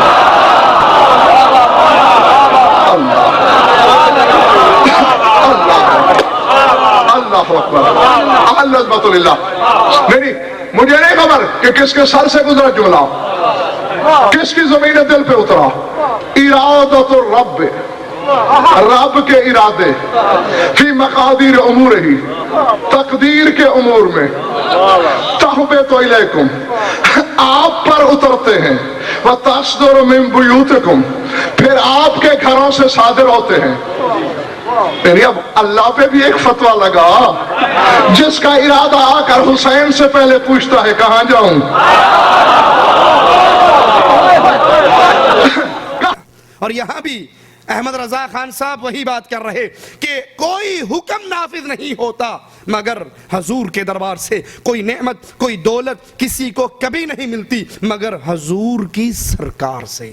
جو ملتا ہے یہاں سے ملتا ہے. جو آرڈر جاری ہوتے ہیں کائنات کے نظام میں, جو اللہ کے احکامات اترتے ہیں وہ حضور کے دربار سے اترتے ہیں. اس عقیدے کو سامنے رکھیے اور پھر غور کیجئے. رسول کریم صلی اللہ علیہ وسلم اپنے چچا کی منتیں کر رہے ہیں, اپنے چچا کو کہہ رہے ہیں یا عمی قل لا الہ الا اللہ فی اذنی, چچا ایک بار میرے کان میں ہی لا الہ الا اللہ کہہ دے, میں اللہ کے دربار میں تیرے اس کلمے کو بطور دلیل پیش کر کے تیری سفارش کروں گا. اور چچا کہہ رہا ہے اخترت النار علی العار, ناک کٹوائی نہیں جا سکتی, جہنم برداشت کی جا سکتی ہے. لا حول ولا قوت الا باللہ. نبی غمگین ہوتے ہیں, آسمان والا قرآن کی آیات اتار دیتا ہے انک لا تہدی من احببت, جن کو تو پسند کرے ہدایت نہیں دے سکتا, ولکن اللہ یہدی من یشاء, ہدایت کا سارا اختیار حکم اللہ کا, آرڈر اللہ کا. اور اگر اللہ کے آرڈر کے خلاف نبی کی زبان سے کوئی جملہ نکل بھی جاتا تھا تو مالک فوراً پکڑ کر کے اپنے نبی کو کہا کرتا تھا یا ایھا النبی لما تحرم ما احل اللہ لک, اللہ نے حلال کیا تو حرام کرنے والا کون ہے؟ تبتغی مرضات ازواجک, بیویوں کی رضامندی چاہتا ہے یا اللہ کی رضا. اور یہاں عقیدہ ہے کہ جو کچھ ملتا ہے کائنات میں وہ رسول اللہ صلی اللہ علیہ وسلم کے دربار سے ملتا ہے. آرڈر یہیں سے جاری ہوتے ہیں, دولت یہیں سے بڑھتی ہے, نعمتیں یہیں سے بڑھتی ہیں, اور قیامت تک یہ سلسلہ, قیامت تک جس کو جو ملے گا یہیں سے ملے گا. یہی عقیدہ انکشاف کے دیوبندی مصنف اپنی کتاب کے صفحہ 250 پہ لکھتے ہیں کہ یہ اولیاء اللہ جو ہیں یہ لوگ مسند ارشاد کے وارث ہیں, ان سے مخلوق کی حاجت روائی ہوتی ہے. یہ ہمارے اولیاء اللہ یہ حاجت روا ہے, مخلوق ان کے پاس آتی ہے. یہی عقیدہ علماء بریلی کا ہے اور یہی عقیدہ علماء دیوبند کا ہے. اللہ ہی فریاد رس ہے, وہی غوث ہے, یہی عقیدہ توحید ہے. قرآن حکیم بیان فرماتا ہے امن جعل الارض قرارا وجعل خلالها انہارا وجعل لها رواسي وجعل بين البحرين حاجزا اإله مع اللہ, اس زمین کو قرار دینے والا کیا وہ جس نے زمین کو قرارگاہ بنایا, اس کے درمیان نہریں جاری کی اور اس کے لیے پہاڑ بنائے, دو سمندروں کے درمیان حجاب اور آڑ اور رکاوٹ پیدا کی, کیا اللہ کے علاوہ کوئی اور معبود ہے, کوئی اور غوث ہے, کوئی اور فریاد رس ہے؟ یہ توحید کا عقیدہ, یہ اہل حدیث کا عقیدہ, یہ قرآن اور حدیث کی دعوت. اور اس کے مقابلے پہ آئیے بریلوی علماء کیا کہتے ہیں. یہ ہمارے ہاتھ میں ملفوظات احمد رضا خان بریلوی ہے, صفحہ نمبر اس کا 106 ہے. 106 پر اپنے بزرگوں کے بارے میں فرماتے ہیں, سوال کرنے والا سوال کرتا ہے اے حضرت کیا غوث ہر زمانے میں ہوتا ہے؟ تو جواب میں فرماتے ہیں بغیر غوث کے زمین و آسمان قائم نہیں رہ سکتا. لا حول ولا قوت الا باللہ. اور زمین و آسمان کے بارے میں قرآن کیا خبر دیتا ہے امن جعل الارض قرارا, کس نے زمین کو سکون عطا فرمایا, کس نے اس کے اندر پہاڑ گاڑے, کس نے اس میں نہریں چلائی, کس نے میٹھے اور کڑوے پانی کے سمندروں میں رکاوٹیں اور آڑ کھڑی کر دی سوائے اللہ کے. یہ کام اور کون کرتا ہے؟ اور یہاں عقیدہ بیان کیا جاتا ہے کہ غوث ہر زمانے میں ہونا اس کا ضروری ہے, اور اگر غوث نہ ہو نہ زمین قائم رہ سکتی ہے نہ آسمان قائم رہ سکتا ہے. لا حول ولا قوت الا باللہ. یہی عقیدہ علماء دیوبند بیان کرتے ہیں. یہ ہمارے ہاتھ میں شمائم امدادیہ ہے, امداد اللہ مہاجر مکی کی کتاب, صفحہ 55 پہ یہی عقیدہ بیان کرتے ہوئے کہتے ہیں کہ اولیاء اللہ عالم کے عالم یعنی ستون ہیں. یہ چھت ہے نا, اس کے یہ ستون ہے, اگر یہ ستون ہٹا دو چھت گر نہیں جائے گی. اسی طرح ہمارے اولیاء اللہ اس پوری کائنات کے ستون ہیں. اولیاء ہوں گے تو کائنات برقرار رہے گی, وگرنہ یہ ساری کی ساری کائنات گر جائے گی. زمین و آسمان بغیر غوث کے قائم نہیں رہ سکتا. اور صفحہ 43 پہ ان غوثوں کی کردار کو بھی بیان کرتے ہیں, ان کا کام کیا ہے. کہتے ہیں ایک دن حضرت غوث اعظم, غوث کا مطلب ہے فریاد رس, مدد کرنے والا, اور غوث اعظم سپرلیٹیو ڈگری ہے. کیا مطلب؟ سب سے بڑا فریاد رس. سب سے بڑا فریاد رس کون ہے؟ اللہ عز و جل. اور یہاں یہ اتھارٹی اپنے پیر صاحب کو دیتے ہوئے، پیر عبد القادر جیلانی کو دیتے ہوئے کہتے ہیں ایک دن حضرت غوث اعظم 7 اولیاء اللہ کے ہمراہ بیٹھے ہوئے تھے، ناگاہ نظر بصیرت سے ملاحظہ فرما لیا کہ قریب ایک جہاز غرق ہو رہا ہے. آپ نے ہمت اور توجہ باطنی سے اس کو غرق ہونے سے بچا لیا. بیٹھے کہیں اور ہیں، بصیرت کی نگاہ پڑی، کیا دیکھا؟ ایک جہاز سمندر میں ڈوب رہا ہے، وہیں بیٹھے بیٹھے موڈا دیا اور پار لگا دیا. وہ بالکل ویسے ہی جیسے پیر صاحب سال کے بعد مریدنی کے گھر آئے، نماز پڑھنے لگے، نماز کے دوران کہتے ہیں، مریدنی نے دیکھا بھئی پیر صاحب نماز میں کیا آواز نکال رہے ہیں، سلام پھیرا کہ پیر جی کیا ہوا تھا، آپ آواز نکال رہے تھے. کہا پگلی تجھے نہیں پتا، میں یہاں پاک پتن شریف میں نماز پڑھ رہا تھا اور نگاہ بصیرت سے دیکھ رہا تھا ایک کتا مسجد نبوی کے اندر داخل ہو رہا تھا، میں نے یہیں سے رسالہ بھیجا جوال کا، وہ نکل لیا. مریدنی کو تھوڑی سی پڑھی لکھی تو اس نے کہا ابھی حساب لگا لیتی ہوں، دیکھتی ہوں کیا واقعی ماشاءاللہ اتنا پہنچا ہوا ہے. اس نے سیوییں پکائی اور سیویوں میں نیچے گھی، اوپر چینی، اوپر پھوکی بغیر گھی چینی کے سوکھی سیویاں اوپر رکھ دی اور چمچ دے کے حضرت جی کے ساتھ بیٹھی، حضرت جی کھائیے، تناول فرمائیے، سال کے بعد آئے. اب وہ پلیٹ کو بھی دیکھ رہا ہے اور مریدنی کو بھی دیکھ رہا ہے. وہ کہتی قربان جاؤں سرکار کھاتے نہیں ہیں. کہا میں تو سال کے بعد آیا تھا، بڑی امیدیں لے کر آیا تھا کہ تو بڑی خدمت کرے گی، اور تو نے پاگل عورت نہ اس میں گھی ڈالا ہے نہ شکر ڈالی ہے اور سوکھی میرے سامنے رکھ دی، میں کیسے کھاؤں؟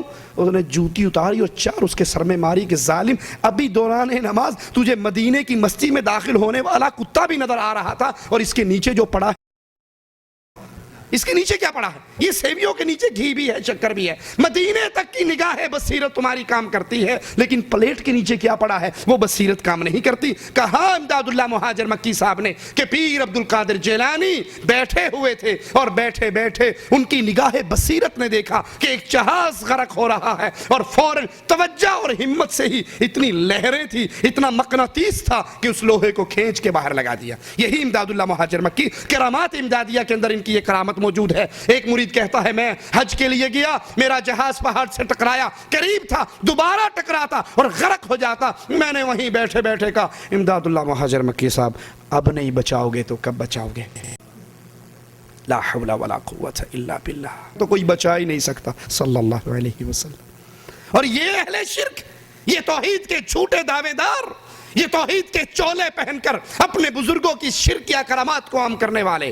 کہا میں نے کہا پیر جی آپ نہیں بچاؤ گے تو کون بچائے گا؟ کہا اتنا کہنا تھا، فوراً جہاز باہر نکل آیا اور آہستہ آہستہ ساحل کو لگ گیا. میں جب ادھر یہ واقعہ ہوا، ادھر مرید صاحب پیر امداد اللہ مہاجر مکی کی کمر دباتے دباتے پیراہن جو اٹھایا تو کمر چھیلی ہوئی تھی. مرید نے کہا بابا جی کتنے گئے تھے؟ صحیح نہیں، میں باہر بیٹھا سا، یہ اندروں کاروائی کون پا گیا؟ میں دروازے پر تھا، آپ باہر کہیں گئے نہیں، خادم خاص ہوں، یہ اندر کیا ہو گیا؟ کہا معرفتیاں گلہ نے تسی نہیں پہچان سکتے، یہ بزرگوں کی باتیں ہیں، تم نہیں سمجھ سکتے. کہا نہیں کچھ نہ کچھ تو بتائیے. کہا کیا بتاؤں، تیرا ایک مرید بھائی تھا، جہاز اس کا سمندر میں پھنس گیا تھا، قریب تھا وہ غرق ہو جاتا، اس نے مجھے پکارا، میں بے چین ہو گیا اور میں نے جا کے اس کے جہاز کو کندھا دیا، وہ پار لگ گیا، اسی لیے چھل گیا ہوگا، کسی کو نہ بتانا. کندھا نہیں تھا، پوری کرین تھی جو پورے جہاز کو موڑا دے کے باہر نکال لے. لا حول ولا قوت الا باللہ. یہی عقیدہ علماء بریلی کا اور یہی عقیدہ علماء دیوبند کا. اپنے پیروں کو غوث اعظم کا نام دیتے ہیں. یہ فضائل صدقات ہے، صفحہ 559 ہے، 559 کے اوپر یہی عقیدہ غوث کا بیان کرتے ہیں. اپنے پیروں کو یہ لقب دیتے ہیں جس کا مطلب خاص کیا ہے کہ مددگار، سب سے بڑا مددگار. غوث اعظم سب سے بڑا مددگار، اور سب سے بڑا مددگار ایک اللہ عز و جل ہے. صفحہ 559 پر کہتے ہیں مولانا اشرف علی تھانوی اس واقعے پر لکھتے ہیں کہ مجھے حضرت غوث پاک کی خوشی یاد آ گئی. غوث پاک سب مددگار، فریاد رس، اور فریاد رس صرف ایک اللہ عز و جل ہے، اس کے علاوہ کوئی اور غوث نہیں ہے. علم غیب اللہ کا خاصہ ہے، قرآن حکیم کی اس آیت پہ غور کیجئے، قل لا يعلم من في السماوات والارض الغیب الا اللہ وما يشعرون ایان یبعثون۔ اے نبی کہہ دیجئے اللہ کے سوا آسمان اور زمین کی چھپی ہوئی باتوں کو کوئی نہیں جانتا، اس کی خبر کسی کو نہیں ہے، اور وما يشعرون ایان یبعثون، ان کو تو یہ بھی نہیں پتا کہ اٹھایا کب جانا ہے۔ علم غیب میں اللہ خاص ہے، یہ خاصہ ہے اس کا، اپنے نبی کو بتانا چاہے بتا دیتا ہے، اور اپنے نبی کو نہیں بتانا چاہتا۔ عائشہ رضی اللہ تعالی عنہا پر تہمت لگتی ہے، مومنوں کی ماں پہ تہمت لگتی ہے، دنوں پہ دن گزرتے ہیں، عائشہ اپنے والد کے گھر چلی جاتی ہیں، روتی ہیں، آنسو بہاتی ہیں، نبی آ کر کہہ دیتے ہیں عائشہ رضی اللہ تعالی عنہا اگر تجھ سے غلطی ہو گئی ہے تو اللہ سے معافی مانگ لے، اللہ معاف کرنے والا ہے۔ اور عائشہ رضی اللہ تعالی عنہا فرماتی ہیں اے نبی اگر میں اپنے صفائی پیش کروں آپ یقین نہیں کرو گے، یہ الزام اپنے اوپر لے لوں تو وہ گناہ جو میں نے کیا نہیں ہے وہ الزام میں کیسے لے لوں، میں اب وہی کہوں گی جو یوسف کے بابا نے کہا تھا۔ یوسف کے بابا نے کہا تھا نبی ابھی بستر پہ ہیں، آسمان سے وحی آنا شروع ہو جاتی ہے، اور جب نبی کریم پر وحی کے آثار ختم ہوتے ہیں تو کہتے ہیں عائشہ خوش ہو جا، مبارک ہو تجھ کو، تیری برات کا اعلان عرش والے نے کر دیا۔ جب نبی کو بتا دیا جائے پتہ لگ جاتا ہے، نبی کو نہ بتایا جائے یہودیہ سحر والا کھانا کھلا دیتی ہے اور نبی لقمے چبا لیتے ہیں۔ یہ علم غیب خاص اللہ عز و جل کا خاصہ ہے۔ لیکن علماء بریلی کیا کہتے ہیں؟ ملفوظات احمد رضا خان بریلوی صفحہ نمبر اس کا 78 ہے، اس پر بیان کرتے ہیں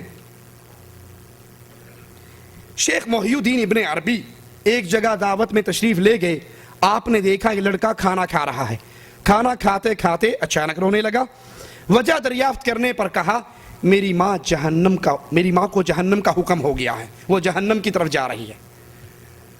لا حول ولا قوت الا باللہ، میری ماں جہنم میں جا رہی ہے، فرشتے لے جا رہے ہیں۔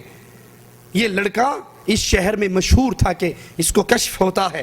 شیخ اکبر محی الدین ابن عربی کے پاس 70,000 مرتبہ کلمہ شریف پڑھا ہوا تھا، سٹاک تھا ان کے پاس، انہوں نے دل ہی دل میں اس کی ماں کو بلٹی کر دیا۔ بلٹی سمجھتے ہو نا، ٹرین سے حیدرآباد سے سامان ڈالا بمبئی میں چھڑا لیا، اس نے بھی بلٹی کر دیا اور اس کی خبر کسی کو نہیں دی، دل میں بلٹی کیا، احسال ثواب کیا۔ وہ لڑکا ٹھٹھا مار کے ہنسنے لگ گیا اور کہا، پیر صاحب نے پوچھا تیرے ہنسنے کا سبب کیا ہے؟ کہا اب میری ماں کو فرشتے جنت کی طرف لے جا رہے ہیں۔ یہ اس کو بریلی میں بیٹھے بیٹھے کیسے پتہ لگ گیا میری ماں جنت میں جا رہی ہے یا جہنم میں؟ یہ غیب کی خبر اس کو کس نے بتا دی؟ اب یہی عقیدہ اور بعین ہی انہی الفاظ کے ساتھ آپ کو فضائل اعمال کے اندر مولانا ذکریہ صاحب سناتے ہیں، ذرا سنیے، صفحہ نمبر 356 ہے، 356 صفحے پہ اسی واقعے کو، اور الفاظ بھی تبدیل نہیں ہوتے، سیم وہی الفاظ ہیں۔ انہی الفاظ میں کہتے ہیں شیخ ابو یزید قرطبی فرماتے ہیں میں نے سنا جو شخص 70,000 مرتبہ لا الہ الا اللہ پڑھے اس کو دوزخ کی آگ سے نجات ملے۔ میں نے یہ سن کر ایک نصاب 70,000 کی تعداد اپنی بیوی کے لیے پڑھی، کئی نصاب اپنے لیے پڑھے، ذخیرہ آخرت کیا۔ ہمارے پاس ایک نوجوان رہتا تھا جس کے متعلق مشہور تھا کہ یہ صاحب کشف ہے، جنت دوزخ کا اس کو کشف ہو جاتا ہے۔ مجھے اس بات کی یقینی میں کچھ تردد تھا، تو ایک دن وہ ہمارے ساتھ کھانا کھا رہا۔ خان صاحب نے بھی یہی سنا ہے نا، شیخ صاحب بھی یہی سنا رہے ہیں۔ کھانا کھاتے کھاتے اچانک چیخ مار کے رونے لگا، سانس پھول گئی۔ میں نے کہا کیا ہوا؟ کہا میری ماں دوزخ میں جل رہی ہے۔ وہ بھی لے کر جا رہے تھے، پچھلا سین تھا، یہ اگلے والا سین ہے، پہنچ گئی تھی۔ طارق جمیل صاحب بیان کرتے ہیں ایک سید زادی کا قصہ، کہتے ہیں ایک سید زادی تھی، خامن مر گیا، وہ بیچاری رلتی پلتی فاقے ہو گئے، تو ایک دن ہجرت کر کے خراسان چلی گئی۔ والی خراسان کے پاس جا کر کہنے لگی سید زادی ہوں، اولاد رسول ہوں، بھوکی ہوں، بچوں کی رہائش کہنے لگا یہاں ہر دوسرا آدمی کہتا ہے میں آل رسول ہوں۔ وہ پریشان ہوئی، کسی نے کہا وہ جو پارسی ہے نا آتش پرست بڑا سخی ہے اس کے پاس چلی جا۔ اس کو جا کر بتایا میں آل رسول میں سے ہوں اور میں پردیسی ہوں، مجھے 1-2 رات کا ٹھکانہ چاہیے جب تک کہ میں اپنا کوئی روزگار نہ بنا لوں۔ والی خراسان سو گئے تو خواب دیکھتے ہیں کہ میں جنت میں پہنچ گیا، ایک بہت خوبصورت قصر ہے، محل ہے، اس کے سامنے کھڑا ہوں اور اس کے دروازے پر رسول اللہ صلی اللہ علیہ وسلم کھڑے۔ میں نے پوچھا اللہ کے نبی یہ گھر کس، یہ محل کس کا؟ کہا ایک مسلمان کا۔ کہا میں بھی تو مسلمان ہوں یا رسول اللہ صلی اللہ علیہ وسلم. کہا تو گواہ لے کر آ کہ تو مسلمان ہے. رات میری بیٹی تیرے پاس آئی تھی اور تجھ سے کھانا مانگا تھا تو تو نے کہا تھا سید زادی ہونے پر گواہی لے کر آ. اب تو مسلمان ہونے پر گواہی لے کے آ. یہ ہڑبڑا کر اٹھا کہ یہ تو بڑا ظلم ہو گیا. لوگوں سے پوچھا وہ عورت کہاں گئی؟ کہا پارسی کے گھر. صبح صبح جا کے دھم دھم اس کا دروازہ پیٹا. وہ باہر نکلا. کہا جو مانگتا ہے مانگ لے, یہ مجھے واپس کر دے, یہ خانوادہ رسول مجھے دے دے. کہا حضرت بن دیکھے سودا کر لیتا, لیکن اب دیکھ چکا ہوں, اب سودا نہیں ہو سکتا. کہا کیا مطلب؟ کہا جو خواب آپ دیکھ رہے تھے وہی میں دیکھ رہا تھا. دونوں سین اکٹھے چل رہے ہیں. بلیوٹوتھ ہے پرانا, آپ کے جوال میں آج آیا, یہ پرانا بلیوٹوتھ ہے. جو خواب تم دیکھ رہے تھے وہی میں اچھا اس نے بتایا نہیں کہ میں نے خواب دیکھا ہے, اس نے بتایا نہیں کہ میں نے خواب دیکھا ہے, یہ صرف خاندان مانگنے آیا. کہا جو خواب تم دیکھ رہے تھے وہی خواب تو میں بھی دیکھ رہا تھا. کہا پھر؟ کہا جب اللہ کے نبی تجھے دھتکار چکے تھے کہ جا مسلمان ہونے کی گواہی لے کر آ, اس وقت اللہ کے نبی نے مجھے آگے کیا اور کہا تو نے میری بیٹی کو حفاظت دی, گھر دیا, کھانا دیا, آ اس محل کے اندر داخل ہو جا, یہ تیرا گھر ہے. رات تک میں پارسی تھا, صبح میں مسلمان ہو گیا. ہیں تو خان صاحب پچھلا سین بیان کر رہے ہیں کہ ماں جہنم میں لے کر جائی جا رہی, اور شیخ صاحب اگلا سین بیان کر رہے ہیں کہ وہ جہنم میں جل رہی تھی. تو انہوں نے دل ہی دل کے اندر وہ ایک نصاب 70,000 کا پڑا ہوا اس کی ماں کو بلٹی کر دیا تو فوراً ٹھٹھا مار کے ہنس پڑے. کہا چچا میری ماں کو دوزخ کے عذاب سے ہٹا دیا گیا ہے, وہ جنت کی طرف جا رہی ہے. یہی عقیدہ علم غیب کا کہ ہمارے پیروں کو, ہمارے بزرگوں کو, ہمارے بڑوں کو اس دنیا میں رہتے ہوئے ساری باتوں کا علم ہو جاتا ہے. جنت جہنم ان کے سامنے, کائنات کو اپنے ناخن کے اس انگوٹھے میں دیکھتے ہیں. ہر چیز کا انہیں علم ہے, جو ہونا ہے اس کا بھی علم ہے, جو ہو چکا ہے اس کا بھی علم ہے, جو ہونے والا ہے اس کا بھی علم ہے. اور رسول اللہ صلی اللہ علیہ وسلم کے پاس 70 قاری مانگ کے لے جانے والے لے جاتے ہیں, انہیں شہید کر دیا جاتا ہے. تو نبی کو یہ علم غیب کیوں نہ ہوا؟ لا حول ولا قوت الا باللہ. قرآن حکیم کی اس آیت پہ غور کیجئے. انک لا تسمع الموتى ولا تسمع الصم الدعاء اذا ولوا مدبرین. اے نبی کریم لا تسمع الموتى, آپ مردوں کو نہیں سنا سکتے, آپ بہروں کو بھی نہیں سنا سکتے جب وہ پیٹ پھیر کر واپس چلے جائیں. یہ قرآن کا فیصلہ ہے, اپنے نبی سے اعلان کروایا ہے. لیکن ملفوظات احمد رضا خان بریلوی صفحہ نمبر 89 صفحہ پر بیان فرماتے ہیں. کوئی سوال کرتا ہے مرید کو بعد وفات شیخ قبر پر کس طرح ادب کرنا چاہیے. ارشاد 4 ہاتھ کے فاصلے سے کھڑا ہو کر فاتحہ پڑھے. جس طرح اس کی زندگی میں ادب کرتا تھا اس کے سامنے سے ہو کر آئے, منڈی کی طرف سے موڑ کاٹ کے نہ آئے. کیوں؟ کیا فائدہ ہوگا؟ کہا جب سامنے سے آئے گا مردے کو دیکھنے میں آسانی رہے گی کون آ رہی ہے, اور اگر پیچھے سے آئے گا اس کو مڑ کر دیکھنا پڑے گا اور تکلیف ہو گئی. ابے مٹی سے کھائی ہوئی گردن مڑے گا ٹوٹ بھی جائے گی, اس لیے مہربانی کرو جب جاؤ سامنے سے آیا کرو. کہا سامنے سے جاؤ, مردے کو دیکھنے میں آسانی رہتی ہے, اس کو گردن موڑنے کی ضرورت نہیں رہتی. ایک بزرگ کا انتقال ہوا, اس کی صاحبزادی روزانہ قبر پہ حاضر ہوتی, تلاوت قرآن کرتی. کچھ مدت کے بعد وہ جوش جاتا رہا. ایک روز حاضر ہوئی, خواب میں دیکھا اور انہوں نے کہا ایسا نہ کرو, میرے سامنے آ کر کھڑی ہو جاؤ تاکہ میں جی بھر کر تمہیں دیکھ لوں, پھر میرے لیے دعائے رحمت کرو, پھر چلی جاؤ. ایک بی بی نے مرنے کے بعد اپنے بیٹے کو خواب میں آ کر کہا میرا کفن ایسا خراب ہے کہ مجھے اپنے ساتھیوں سے شرم آتی ہے, پرسوں فلاں آدمی آ رہا ہے. لا حول ولا قوت الا باللہ. پرسوں فلاں آدمی آ رہا ہے, اس کے کفن میں میرا کفن بھی رکھ دینا, میں خود ہی لے لوں گی اس سے. تو انہوں نے ایک اچھا سارا کفن سلوا کے ان کے کفن میں رکھ دیا. ایک کو کفن دیا تو اس کی کفن نیچے قبر میں اتارنے والے کی تہمت چادر جو تھی کمر سے باندھی بھی وہ بھی ساتھ گر گئی, اس کے کفن میں دفن ہو گئی. یہ خواب میں آئے, کہا بھائی یہ زیادہ آ گئی تھی, یہ لے جا. خواب میں کہا صبح جب میری آنکھ کھلی تو وہ کلی پر ٹنگی ہوئی تھی, موجود تھی, دے کر گئے, چھوڑ کر گئے. اللہ کا قرآن کہتا ہے جو قبر میں دفن ہو جائے یہ مردہ ہے. اموات غیر احیاء, یہ زندہ نہیں ہے. اس دنیا سے ان کا سارا رشتہ ٹوٹ جاتا ہے. اور یہاں کہا جاتا ہے نہیں, کفن میلا ہو جانے پر لانڈری سے دھلوا نہیں سکتے مردے, تو بیٹے سے منگوا تو سکتے ہیں نا. وہ کہاوت مشہور ہے کہ ایک پیر صاحب آئے مریدنی کے پاس, کہا تیرا ابا رات خواب میں آیا تھا، سر سے بھی ننگا، پاؤں سے بھی ننگا، جسم سے بھی ننگا، سردی سے کانپ رہا تھا اور کہہ رہا تھا میری بیٹیا سے کہنا کفن بھی دے دے، جوتی بھی دے دے، پگڑی بھی دے دے۔ اس نے جوتی اتاری، اس پیر کے سر میں 4 ماری۔ کہا یہ کیا کیا؟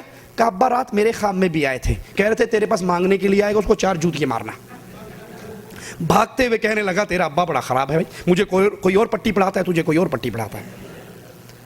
قرآن کی آیت 2 ٹوک، انک لا تسمع الموتى، آپ مردوں کو نہیں سنا سکتے، یہ مردہ ہیں، یہ زندہ نہیں ہے، انہیں شعور نہیں ہے قیامت کب قائم ہونی ہے، اٹھایا کب جانا ہے، اس دنیا سے ان کے رشتے ٹوٹ چکے ہیں۔ اور یہاں علماء بریلی میلا کفن چینج کروا کے نیا پہنا رہے ہیں، ان سے باتیں بھی کر رہے ہیں۔ اب یہی عقیدہ جو ان حضرتوں کا تھا، وہی عقیدہ شیخ الحدیث ذکریہ صاحب بیان فرماتے ہیں کہ ایک بزرگ جو میرے والد کے دوست اور خدام میں سے تھے، بڑے صاحب کشف تھے، کشف قبور میں بہت بڑے ہوئے تھے، والد کے انتقال کے دوسرے دن ان کی قبر پہ حاضر ہوئے تو والد نے کہا، ان سے 3 باتیں کہیں۔ پہلی بات، والد صاحب کے مخالفین بہت زیادہ تھے تو کہا مولوی ذکریہ سے کہہ دو اس کی فکر نہ کرو، یہ تیرا کچھ نہیں بگاڑ سکتے، اپنا ہی نقصان کریں گے۔ والد صاحب پہ قرضہ بہت تھا، مانگنے والے بہت تھے، کہا فکر نہ کرو، میں اس کو ادا کر چکا ہوں، صراف سے قبر کے اندر سے ٹرانسفر ہو چکا ہے، ملٹی ہو چکا ہے، مل گیا ہے ان کو، تم سے مانگنے کوئی نہیں آئے گا۔ اور بزرگوں سے ڈرتے رہنا، ان کی الٹی بھی سیدھی ہوتی ہے۔ یہ الٹی بھی بولے نا، تمہیں الٹی لگے گی، حقیقت میں سیدھی، حقیقت میں سیدھی۔ وہ گنج شکر ہمارے پاکستان کے، ان کے پاس سے ایک اونٹوں کا قافلہ گزرا جو گڑوں سے بھری ہوئی بوریاں تھی، گنج شکر اس کا نام یہیں سے پڑا، بابا غلام فرید گنج شکر۔ تو پوچھتے ہیں اونٹ والے سے یہ کیا لے جا رہا ہے؟ اس نے کہا مولوی یہ کہیں مانگ نہ لے۔ اس نے کہا پتھر لے جا رہا ہوں۔ کہا اچھا پتھر ہی ہوں گے۔ اب گھر گیا، اتارنے کے لیے جب گودام میں رکھا، جس بوری کو چیک کرے پتھروں کی بھری ہوئی تھا گڑ، بڑا پریشان ہوا کہ وہ پیر کی الٹی کی بھی سیدھی پڑ گئی۔ واپس آیا، رویا پیٹا، کہا حضرت مارا گیا۔ کہا کیا ہوا؟ کہا وہ میں نے جھوٹ بولا تھا، اس میں گڑ تھا، میں نے آپ سے کہا پتھر ہوں گے، پتھر ہیں، تو آپ نے کہا پتھر ہی ہوں گے، تو سارا گڑ ہی پتھر بن گیا۔ کہا اس میں گڑ تھا؟ کہا ہاں۔ کہا گڑ ہی ہوگا۔ یہ واپس آیا، ہر بوری کو کھولتا ہے، گڑ ہے اندر۔ لا حول ولا قوت الا باللہ، انا للہ و انا الیہ راجعون۔ تو کہا ان بزرگوں سے ڈرتے رہنا، ان کی الٹی بھی سیدھی پڑتی ہے۔ 3 مجالس صفحہ 185۔ یہی عقیدہ علماء بریلی کا ہے اور یہی عقیدہ علماء دیوبند کا ہے۔ روحیں اس دنیا میں آتی ہیں نہیں آتی؟ جمعرات کو پھیرا مارتی ہے نا، بریلوی عقیدہ سنیے کیا کہتے ہیں۔ وہ کہتے ہیں روحیں اس دنیا میں آتی ہیں اور جمعرات کے روز مومنوں کی روحیں اپنے گھروں میں آتی ہیں، دروازوں کے قریب کھڑے ہو کے دردناک آواز میں پکارتی ہے، اے میرے گھر والوں، اے میرے بچوں، اے میرے عزیزوں، ہم پہ صدقے سے مہربانی کرو۔ چنانچہ میت کی روح اپنے گھر میں جمعے کی رات کو پھر دیکھنے کے لیے آتی ہے کہ ان کی طرف سے صدقہ کیا گیا یا نہیں۔ اتیان الارواح، مجموعہ رسائل، جلد 2، صفحہ 69۔ اب یہ بریلویوں کا عقیدہ ہے، روح آتی ہے، دروازے پہ کھڑی ہوتی ہے اور پکارتی ہے، کیا پکایا؟ اگر جواب ملے حلوہ پکا، بکرا پکا، گوشت بھونا، کہتے ہیں مبارک ہو، خوش رہو، آباد رہو، ہمارے لیے بڑا تم نے صدقہ کیا۔ اور اگر جواب ملے دال مسور پکی، فلٹر منہ پڑا ساڑھے واسطے دال مسور رہے گی سی۔ یہ روحیں آتی ہیں، یہ جاتی ہیں۔ یہی عقیدہ علماء دیوبند کا بھی ہے۔ 30 مجالس کے دیوبندی مصنف کہتے ہیں، صفحہ نمبر 211 ہے، اکابر کے لیے ایصال ثواب ضرور کیا کرو، کیوں؟ ان سے ان کی روحیں متوجہ ہوتی ہیں اور فیوض و برکات ملتے ہیں۔ اب آئیے، روحیں کہاں پر ہیں؟ 2 جگہ پہ، یا علیین میں یا سجین میں، یا جنت میں یا جہنم میں۔ جو جنت میں ہے وہ اس دنیا میں آنا چاہے گی؟ الگ بحث آ سکتی ہے نہیں، آنا چاہے گی؟ تمہارے دنیا کی چیزیں کھانے کے لیے آنا چاہے گی؟ جنت کے میوے چھوڑ کے، جنت کے پرندوں کا گوشت چھوڑ کے دنیا میں آنا نہیں چاہیے؟ تو کنفرم ہو گیا کہ جنتی تو نہیں آتی۔ تو جو جہنم والی ہیں انہیں کوئی آنے دے گا؟ چھلانگ ماریں گے جمعرات کو آنے کے لیے نا، چھلانگ ماریں گے، پھیرا مارائیں، اعیدوا فیہا، فرشتے لوہے کے گرز ماریں گے اور پھر دوبارہ ان کو جہنم کی تہ تک پہنچا دیں گے۔ آئیے علماء اور بریلی دونوں کے ان عقیدوں کو کہ روحیں آتی ہیں، متوجہ ہوتی ہیں، مدد کرتی ہیں، فیض و برکات ملتی ہیں، قرآن سے پوچھتے ہیں أَلَمْ يَرَوْا كَمْ أَهْلَكْنَا قَبْلَهُمْ مِنَ الْقُرُونِ أَنَّهُمْ إِلَيْهِمْ لَا يَرْجِعُونَ، کیا یہ نہیں دیکھ چکے ہم نے ان سے پہلے کتنی قوموں کو ہلاک کر دیا، وہ ان کے پاس لوٹ کر نہیں آئیں گے۔ قرآن حکیم کا دوسرا مقام وَحَرَامٌ عَلَىٰ قَرْيَةٍ أَهْلَكْنَاهَا أَنَّهُمْ لَا يَرْجِعُونَ، جن بستیوں کو ہم فنا کر چکے ہیں ان کے لیے ناممکن ہے کہ وہ پھر لوٹ کر دوبارہ اس دنیا پہ آئے۔ ارے شہید کا قصہ حدیث میں نہیں آتا؟ اللہ کی توحید کے لیے کٹنے والا، وہ کہے گا، مالک کہے گا مانگ کیا مانگتا ہے؟ کہے گا اللہ تو نے بہت کچھ عطا کیا ہے۔ مالک کہے گا مانگ کیا مانگتا ہے؟ وہ کہے گا اللہ مجھے ایک مرتبہ دنیا میں لوٹا دے، میں پھر تیرے راستے کے اندر شہید ہونا چاہتا ہوں۔ مالک فرمائے گا جو یہاں پہ آ گیا یہ میرا فیصلہ ہے کہ وہ واپس نہیں جا سکتا۔ سورۃ یاسین کی ابتدا کے اندر 30-23 پارے کی ابتدا کے اندر کیا قصہ ہے اس کا؟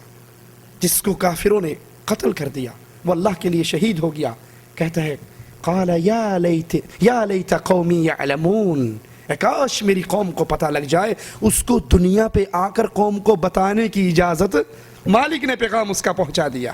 لیکن علماء دیوبند و بریلوی دونوں کہتے ہیں کہ روحیں آتی ہیں اور دنیا میں سب کچھ کرتی ہیں، کائنات کا نظام چلانے والا صرف اللہ ہے، یہ توحید ہے، یاد کر لیجئے۔ اللہ الذی رفع السماوات بغیر عمد ترونها ثم استوى على العرش وسخر الشمس والقمر كل يجري لأجل مسمى يدبر الأمر يفصل الآيات لعلكم بلقاء ربكم توقنون۔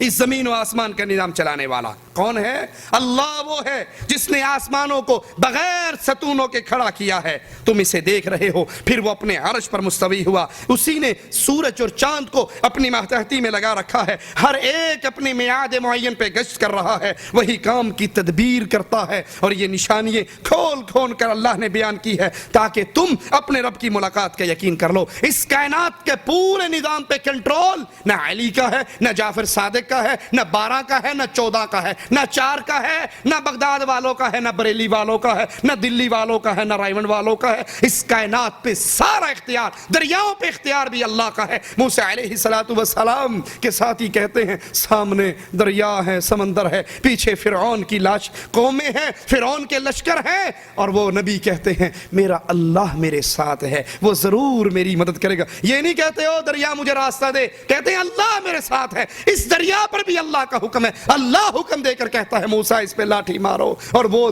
دریا راستہ دے دیتا ہے۔ لیکن آئیے ملفوظات احمد رضا میں بریلوی عقیدہ پڑھتے ہیں، صفحہ نمبر 97 ہے، 97 پر احمد رضا خان صاحب بریلوی بیان فرماتے ہیں سید الطائفہ جنید بغدادی، نام سنا حضرت کا ہی نہیں سنا؟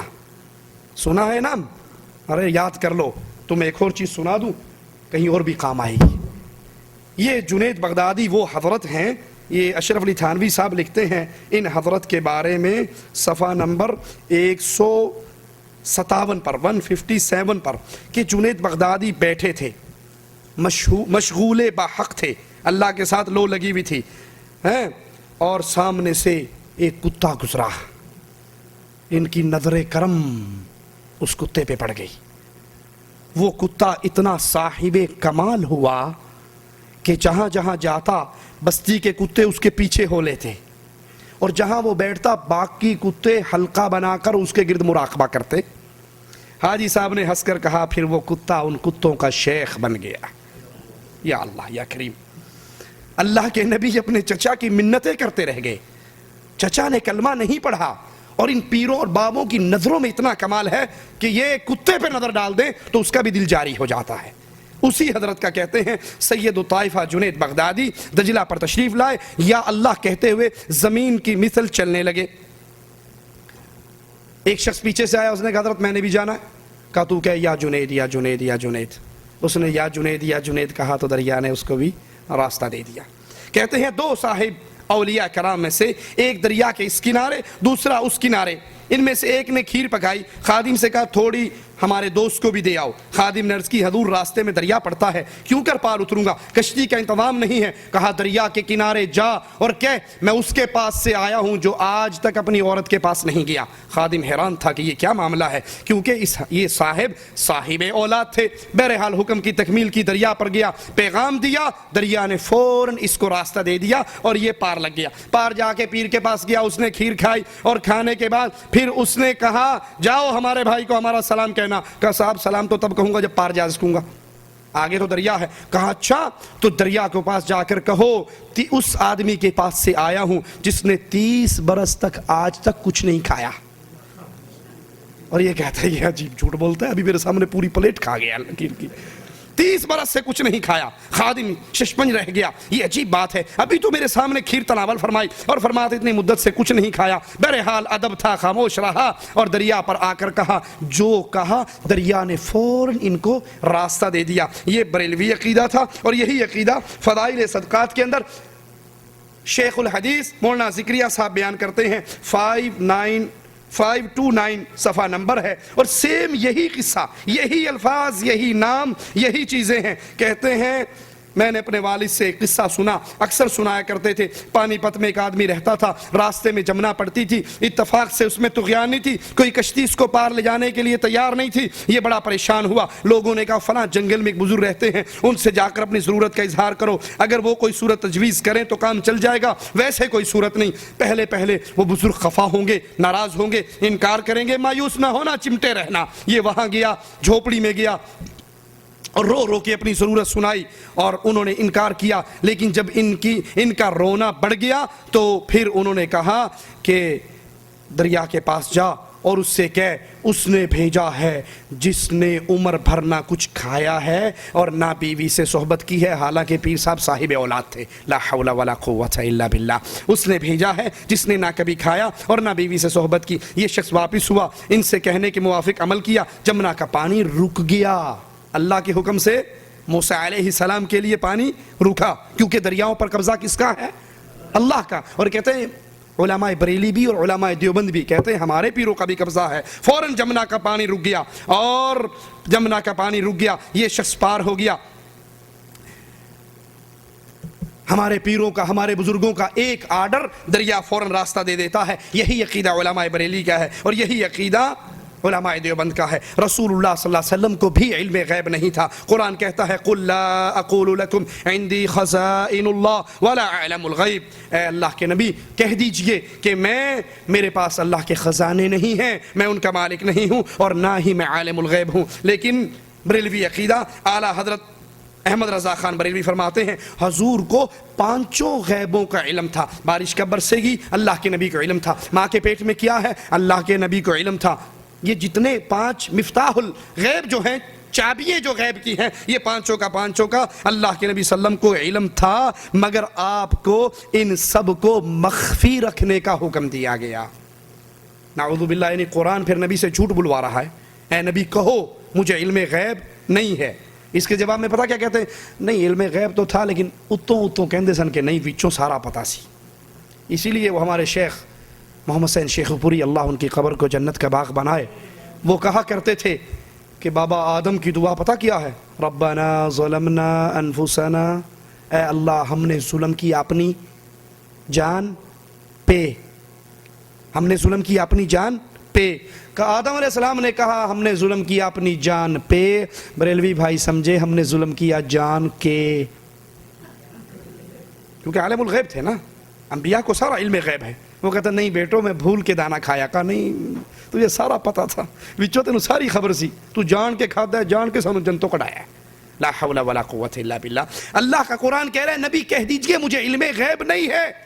اور احمد رضا خان صاحب ریلوی فرماتے ہیں خالص اعتقاد صفحہ 56 پر کہ نبی کو سارے غیبوں کا علم تھا، 5 غیب کی کنجیاں آپ کے پاس تھی، لیکن آپ کو حکم تھا کہ اس کو مخفی رکھا جائے۔ یہ حکم قرآن کی کس آیت میں ہے اور نبی کی کس حدیث میں ہے؟ یہی عقیدہ دیوبندی بزرگوں کا بھی ہے۔ زلزلہ در زلزلہ کتاب ہمارے ہاتھ میں ہے، صفحہ نمبر اس کتاب کا 101 ہے، 101 صفحے پر فرماتے ہیں علماء دیوبند ہرگز یہ نہیں کہتے اللہ کے علاوہ غیب کی بات کسی کو معلوم نہیں ہو سکتی۔ ہمارا بھی یہی عقیدہ ہے کہ نبی کو علم غیب ہو سکتا ہے۔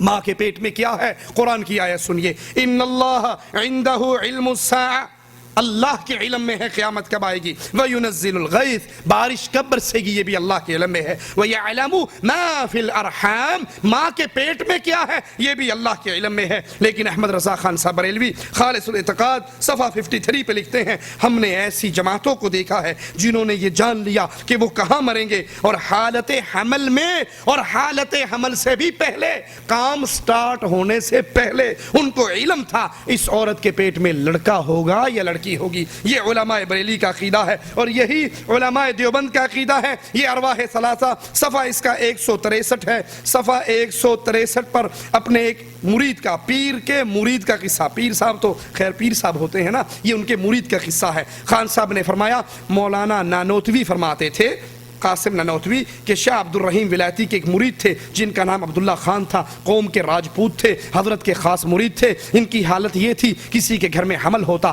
تعویذ لینے آتا تو وہ فرما دیا کرتے تھے تیرے گھر میں لڑکی ہوگی یا لڑکا، اور جو آپ بتلاتے تھے وہی ہوتا تھا۔ تو کسی نے پوچھا، حضرت جو کہتے ہو وہی ہوتا ہے، آخر وجہ کیا ہے؟ کہا بھائی میں کیا کروں، بچہ اپنی پوری صورت کے ساتھ میرے سامنے واضح ہو جاتا ہے، الٹرا ساؤنڈ فری میں، اب تو 200-300 ریال لگتے ہیں، اور یہ حضرت پورا بچہ نکل کے ان کے سامنے آتا، میں کیا ہوں، میں دیکھ کے بتا دیتا یہ لڑکی ہے اور یہ لڑکا ہے، لا حول ولا قوت الا باللہ۔ اور قرآن کیا کہتا ہے، ما فی الارحام، ماں کے رحم میں کیا ہے، لڑکا ہوگا یا لڑکی، اس کا علم اللہ کے علاوہ کسی کو نہیں ہے۔ لیکن علماء بریلی کا بھی یہی عقیدہ ہے، اور علماء دیوبند کا بھی یہی عقیدہ ہے، قبروں اور مردوں سے فیض ملنے کا عقیدہ علماء بریلی کا بھی ہے اور علماء دیوبندی کا بھی ہے۔ ایک بریلوی عالم عثمان اپنی کتاب کشف فیوض صفحہ 43 پہ لکھتے ہیں، قبروں کی زیارت کرنے سے نفع حاصل ہوتا ہے، نیک مردوں سے مدد ملتی ہے، زیارت سے مقصود یہ ہے کہ اہل قبور سے نفع حاصل کیا جائے۔ اور ملفوظات احمد رضا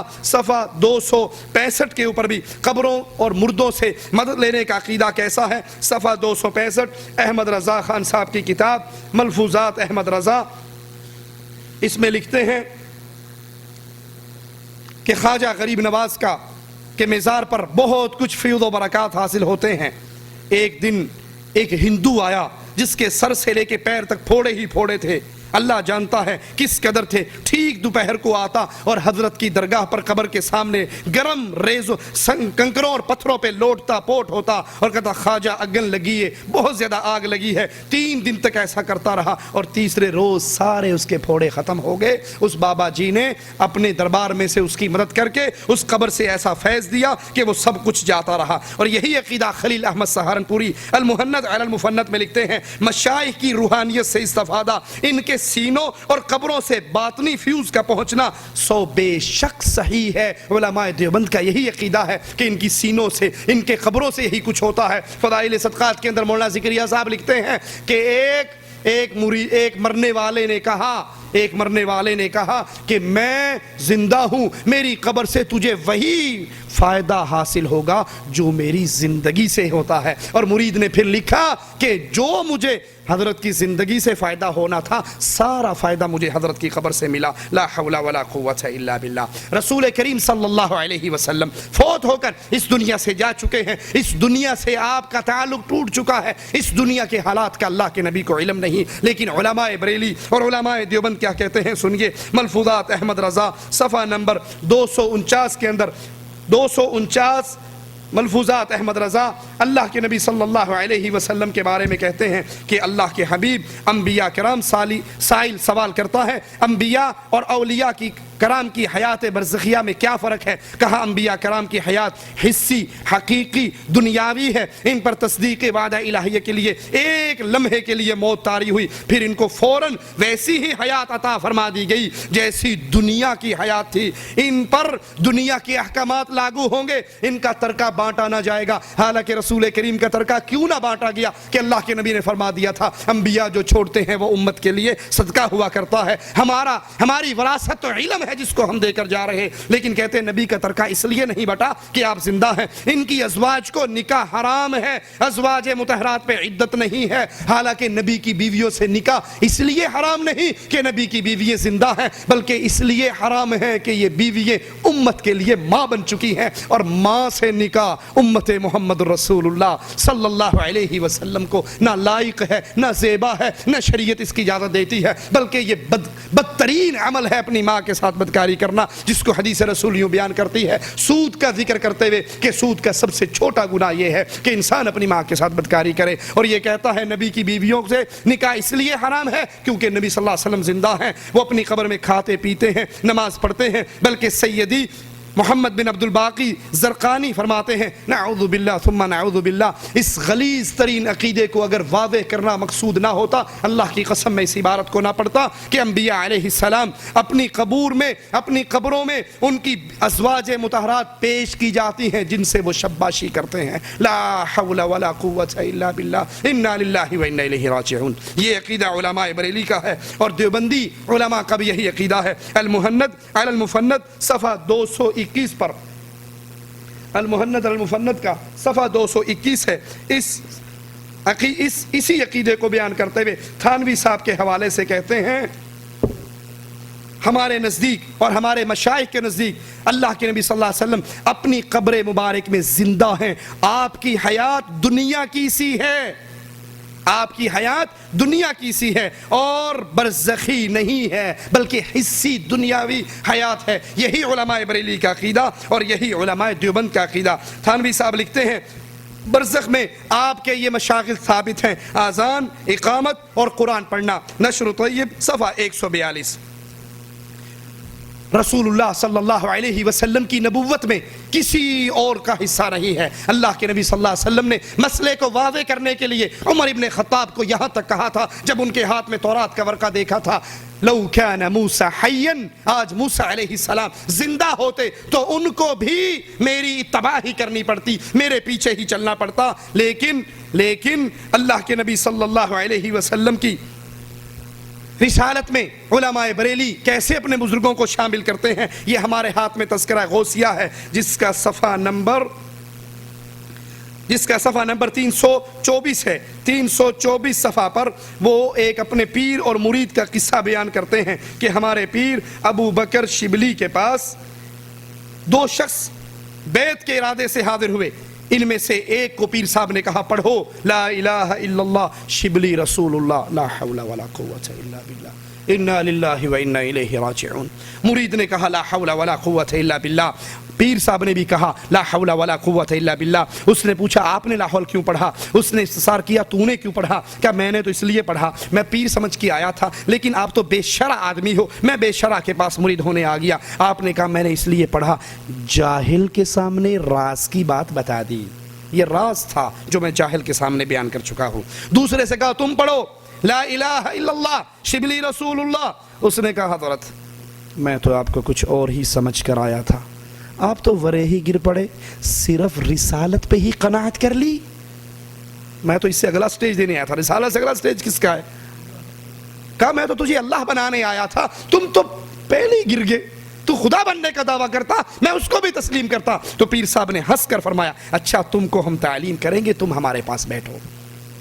یہ علماء بریلی کا عقیدہ، اور سیم یہی عقیدہ علماء دیوبند کا ہے۔ یہ ہمارے ہاتھ کے اندر رسالہ الامداد اشرف علی تھانوی صاحب کا، اس کا صفحہ نمبر 34 ہے، جہاں پر ایک مرید خواب دیکھتا ہے اور خواب میں کلمہ پڑھتا ہے لا الہ الا اللہ اشرف علی رسول اللہ، پھر ان کی آنکھ کھل جاتی ہے، ہڑبڑا کے بیٹھ جاتا ہے، پریشان ہوتا ہے میں نے کیا کلمہ پڑھا، غلطی یاد آتی ہے، زور زور سے روتا ہے، پھر اپنی غلطی کی اصلاح کرنے کے لیے اب نبی کریم صلی اللہ علیہ وسلم پر درود پڑھنے کی کوشش کرتا ہے، لیکن کہتا ہے کہ میں اب جاگ چکا ہوں، نیند ختم ہو چکی ہے، بیداری کی حالت میں ہوں، لیکن پھر بھی زبان میری کہتی ہے اللہم صلی علی سیدنا و نبینا و مولانا اشرف علی لا حول ولا قوت الا باللہ۔ یہی عقیدہ علماء بریلی کا. اپنے پیروں کو اتنا عظیم مقام دیا کہ ان کو نبی کی رسالت میں شامل کر دیا. اور یہی عقیدہ علماء دیوبند کا. یہ سائل سوال لکھ کر اشرف علی تھانوی صاحب کو بھیجتا ہے اور تھانوی صاحب اس کے سوال کے جواب میں کہتے ہیں اس واقعے میں تسلی تھی کہ جس کی طرف تم رجوع کرتے ہو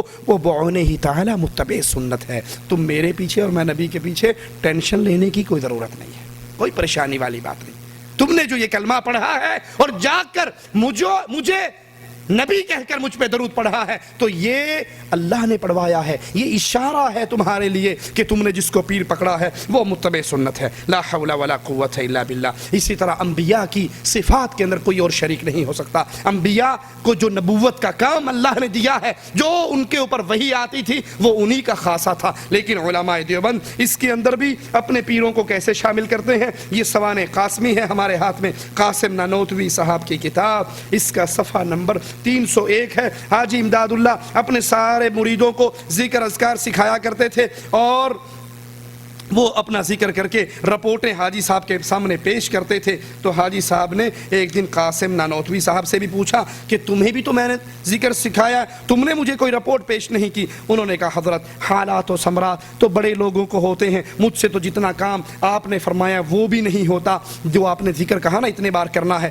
جہاں تسبیح لے کر بیٹھتا ہوں بس ایک مصیبت ہوتی ہے, اس قدر وزن پڑتا ہے کہ جیسے 100 من کے پتھر کسی نے میرے اوپر رکھ دیے ہوں, زبان و دل سب بستہ ہو جاتے ہیں. تھانوی, یہ بھی حضرت تھانوی ہی کی روایت ہے کہ روتے ہوئے بے ساختہ آپ کی زبان سے یہ الفاظ جاری ہوئے کہ میں ہی بدقسمت ہوں, ایسا ہوتا ہے جیسے زبان کو کسی نے جکڑ لیا ہے. یہ سن کر امداد اللہ صاحب کہنے لگے مبارک ہو, یہ نبوت کا آپ کے دل پر فیضان ہوتا ہے اور یہ وہ بوجھ ہے جو حضور کو وحی کے وقت ہوا کرتا تھا.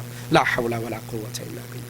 اللہ کے نبی کے وحی پر بوجھ پڑتا تھا. اب تم جب یہ کام کرتے ہو تم پر بھی یہ بوجھ پڑتا ہے. جو کام نبی سے لینا تھا وہی کام تم سے لیا جائے گا. یہ کام, یہ بوجھ, یہ نبوت کا فیضان ہے تمہارے اوپر. اور ملفوظات احمد رضا خان اپنی کتاب صفحہ 63 پر اسی کتاب کے کہتے ہیں کہ اللہ کے نبی صلی اللہ علیہ وسلم کو درد سر, بخار, وہ مبارک امراض ہیں جو انبیاء علیہ السلام کو ہوتے ہیں. اور اللہ کا شکر ہے کہ مجھے بھی اکثر بخار اور سر درد رہتا ہے.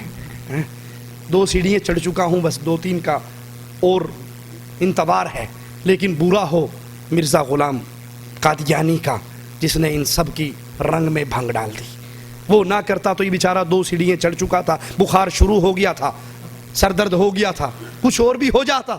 اس نے پہلے کہا تو بھی بخار میں ہے, میں آخری سٹیج پہ پہنچا ہوا ہوں, میرے اندر جو کچھ ہونا تھا وہ ہو گیا. لا حول ولا قوت الا باللہ. اسی طرح معصوم عن الخطا صرف محمد الرسول اللہ صلی اللہ علیہ وسلم ہے. قرآن حکیم ہمیں علم دیتا ہے وما ينطق عن الهوى ان هو الا وحی یوحى. ہر بندہ اپنی مرضی سے بولتا ہے. ہمارے نبی جب شریعت کی بات کرتے ہیں وہ اللہ کی وحی ہوتی ہے, وہ اپنی مرضی سے کلام نہیں کرتے. لیکن بریلوی عقیدہ سنیے, عبد الحکیم قادری اپنی کتاب یاد اعلی حضرت 32 پر لکھتے ہیں اعلی حضرت کی زبان و قلم ہر قسم کی لغزش سے محفوظ تھی, باوجود یہ کہ ہر عالم سے کوئی نہ کوئی غلطی ہوئی, مگر اعلی حضرت سے ایک نقطے کی بھی غلطی نہیں ہوئی, کیونکہ آپ کو غلطیوں سے پاک کر دیا گیا تھا. انوار رضا صفحہ 223 پر لکھا ہے کہ اعلی حضرت بچپن سے ہی غلطیوں سے مبرہ تھے اور صراط مستقیم کی تبع آپ میں ودیعت کر دی گئی تھی. اور یہی عقیدہ اشرف علی تھانوی صاحب پیش کرتے ہیں امداد المشتاق کے اندر اشرف علی تھانوی صاحب پیش کرتے ہیں. اور یہی عقیدہ ارواح ثلاثہ کے اندر موجود ہے کہ ہمارے رشید احمد گنگوہی ارواح ثلاثہ صفحہ 276 ہے. رشید احمد گنگوہی اکثر اپنی زبان سے یہ الفاظ کہا کرتے تھے, سنو حق وہی ہے, اللہ تعالیٰ نے مجھ سے وعدہ فرمایا ہے میری زبان سے غلط نہیں نکلوائے گا. یہ شان کس کی ہے؟ محمد رسول اللہ صلی اللہ علیہ وسلم کی. اور اس شان پر علماء بریلی اپنے علماء کو فائز کر رہے اور علماء دیوبند اپنے علماء کو فائز کر رہے. اب آخری سوال آپ کے سامنے پیش کر کے اپنی بات کو ختم کرتا ہوں. پیارے بھائیوں, یہ معاملہ عقیدے کا ہے, یہ معاملہ توحید کی غیرت کا ہے. علماء بریلی اور علماء دیوبند بنیادی شرکی عقائد پر دونوں اکٹھے ہیں. جب یہ دونوں اکٹھے ہیں تو پھر ان کو اپنی نمازوں کا امام بنانے سے پہلے اللہ سے ڈر جائیے، ان کے ساتھ اہل ایمان والی محبت کرنے سے پہلے اللہ سے ڈر جائیے۔ ایک آدمی مجہول ہے، آپ کو اس کا پتہ نہیں ہے، نماز کھڑی ہوئی، آپ کو نماز مل گئی، آپ نے پڑھ لی، انشاءاللہ خیر ہے، اللہ قبول فرمائے گا۔ لیکن جس کا ان فرقوں سے متعلق ہونا کنفرم ہو، جو ان عقائد کا دفاع کرتا ہو، جو ان عقائد سے بیزاری کا اظہار نہ کرتا ہو، ان عقائد کو جان کر سن کر پڑھ کر بھی کہے بزرگوں نے لکھا ہے، جو لکھا ہے حق اور سچ لکھا ہے، جو اس طرح اس شرکی عقائد کو سن کر دیکھ کر پڑھ کر پھر ان کا دفاع کرتا ہے، تو ایسے لوگوں سے بڑا ضروری ہے اللہ سے دعا ہے اللہ ہمارے گناہوں کو معاف فرما دے، اللہ ہماری خطاؤں کو معاف فرما دے، اللہ ہماری سیاہکاریوں کو معاف فرما دے، اللہ ہمیں زندہ رکھے، ایمان پہ رکھے، موت دے اس حال میں دے، اللہ ہم سے راضی ہو، ہم اپنے اللہ سے راضی ہوں۔ اے اللہ مسلمانوں کی مدد فرما، اے اللہ مسلمانوں کی مدد فرما، اے اللہ فلسطین کے مسلمانوں کی مدد فرما، اللہ یہودیوں کا ظلم بڑھ گیا ہے مالک، اے جبار اللہ، اے ذو انتقام اللہ، یہ آسمان تیرا ہے مولا، یہ سمندر تیرا ہے مولا، یہ زمین تیری ہے اللہ، اللہ یہودیوں کا اس فضا میں اڑنے والے ہر طیارے کو برباد کر دے، اللہ پانی میں چلنے والے ان کے ہر جہاز کو غرق کر دے، اللہ زمین پہ چلنے والے ان کے ہر ٹینک کو برباد کر دے، اللہ ہم کمزور ہیں لیکن تو ہمارا اللہ ہے، تو طاقت والا ہے مولا، اللہ ہمارے گناہوں کو نہ دیکھ، ہماری خطاؤں کو نہ دیکھ، اللہ ہماری سیاہکاریوں کو نہ دیکھ، اپنی رحمت کو دیکھ، اللہ 400 مسلمان اب تک قتل ہو چکے ہیں، اللہ تیرے نبی کی امت قتل ہو رہی ہے مولا، ہمارے گناہوں کو معافیوں میں بدل دے مالک، اللہ ہمارے گناہوں کو معاف کر دے اور اہل ایمان کی مدد فرما، اللہ یہود و نصارہ کو برباد فرما، اللہ یہودیوں کے جو دوست ہیں ان کو برباد فرما، اللہ اس کی مدد کر جو تیرے نبی کے دین کی مدد کرے اور ہمیں بھی ان میں شامل فرما، اللہ ان کو ذلیل کر جو تیرے نبی کے دین کو ذلیل کرے اور ہمیں ان میں شامل نہ فرمانا۔ اقول قولی ھذا واستغفر اللہ لی ولکم ولسائر المسلمین فاستغفروہ انہ هو الغفور الرحیم۔ جزاکم اللہ خیر، احسن الجزا۔ حضرات ابھی آپ سماعت فرما رہے تھے عقائد دیوبندی عقائد اور بریلوی عقائد، ایسا لگ رہا تھا کہ جو تقریر چند سالوں قبل ہم لوگوں نے سنی تھی، دیوبندی بریلوی بھائی شیخ نے ہم نے شیخ سے درخواست کی تھی کہ ہم چاہتے ہیں کہ اس طرح کی ایک تقریر ڈاکومنٹری ہمارے سامنے ہم اس کو پیش کر سکیں، اور تاکہ پھر دوبارہ سے وہ عقائد، وہ باطل عقائد جو علماء دیوبند اور علماء بریلوی کے ہیں، مشترکہ عقائد ہیں، ان کو ایک بار پھر پیش کیا جائے۔ اللہ شیخ کے علم و عمل میں اضافہ فرمائے، آپ کی حفاظت فرمائے، نظر بد سے، حاسدوں کے حسد سے بچائے کہ شیخ نے ہماری دعوت کو قبول کیا اور یہ تمام قیمتی مواد پھر ایک بار ہمارے سامنے پیش کیا ہے۔ اللہ رب العالمین شیخ کو جزائے خیر عطا فرمائے، اللہ رب العالمین ہمارے علماء کی حفاظت فرمائے، آپ تمام کا آنا مبارک ہو۔ اللہ رب العالمین جدہ دعوت سینٹر کے ذمہ داران کی طرف سے میں آپ تمام کا، علماء کرام کا شکریہ ادا کرتا ہوں۔ سبحانک اللہم و بحمدک، اشہد ان لا الہ الا انت، استغفرک و اتوب الیک، والسلام علیکم ورحمۃ اللہ وبرکاتہ۔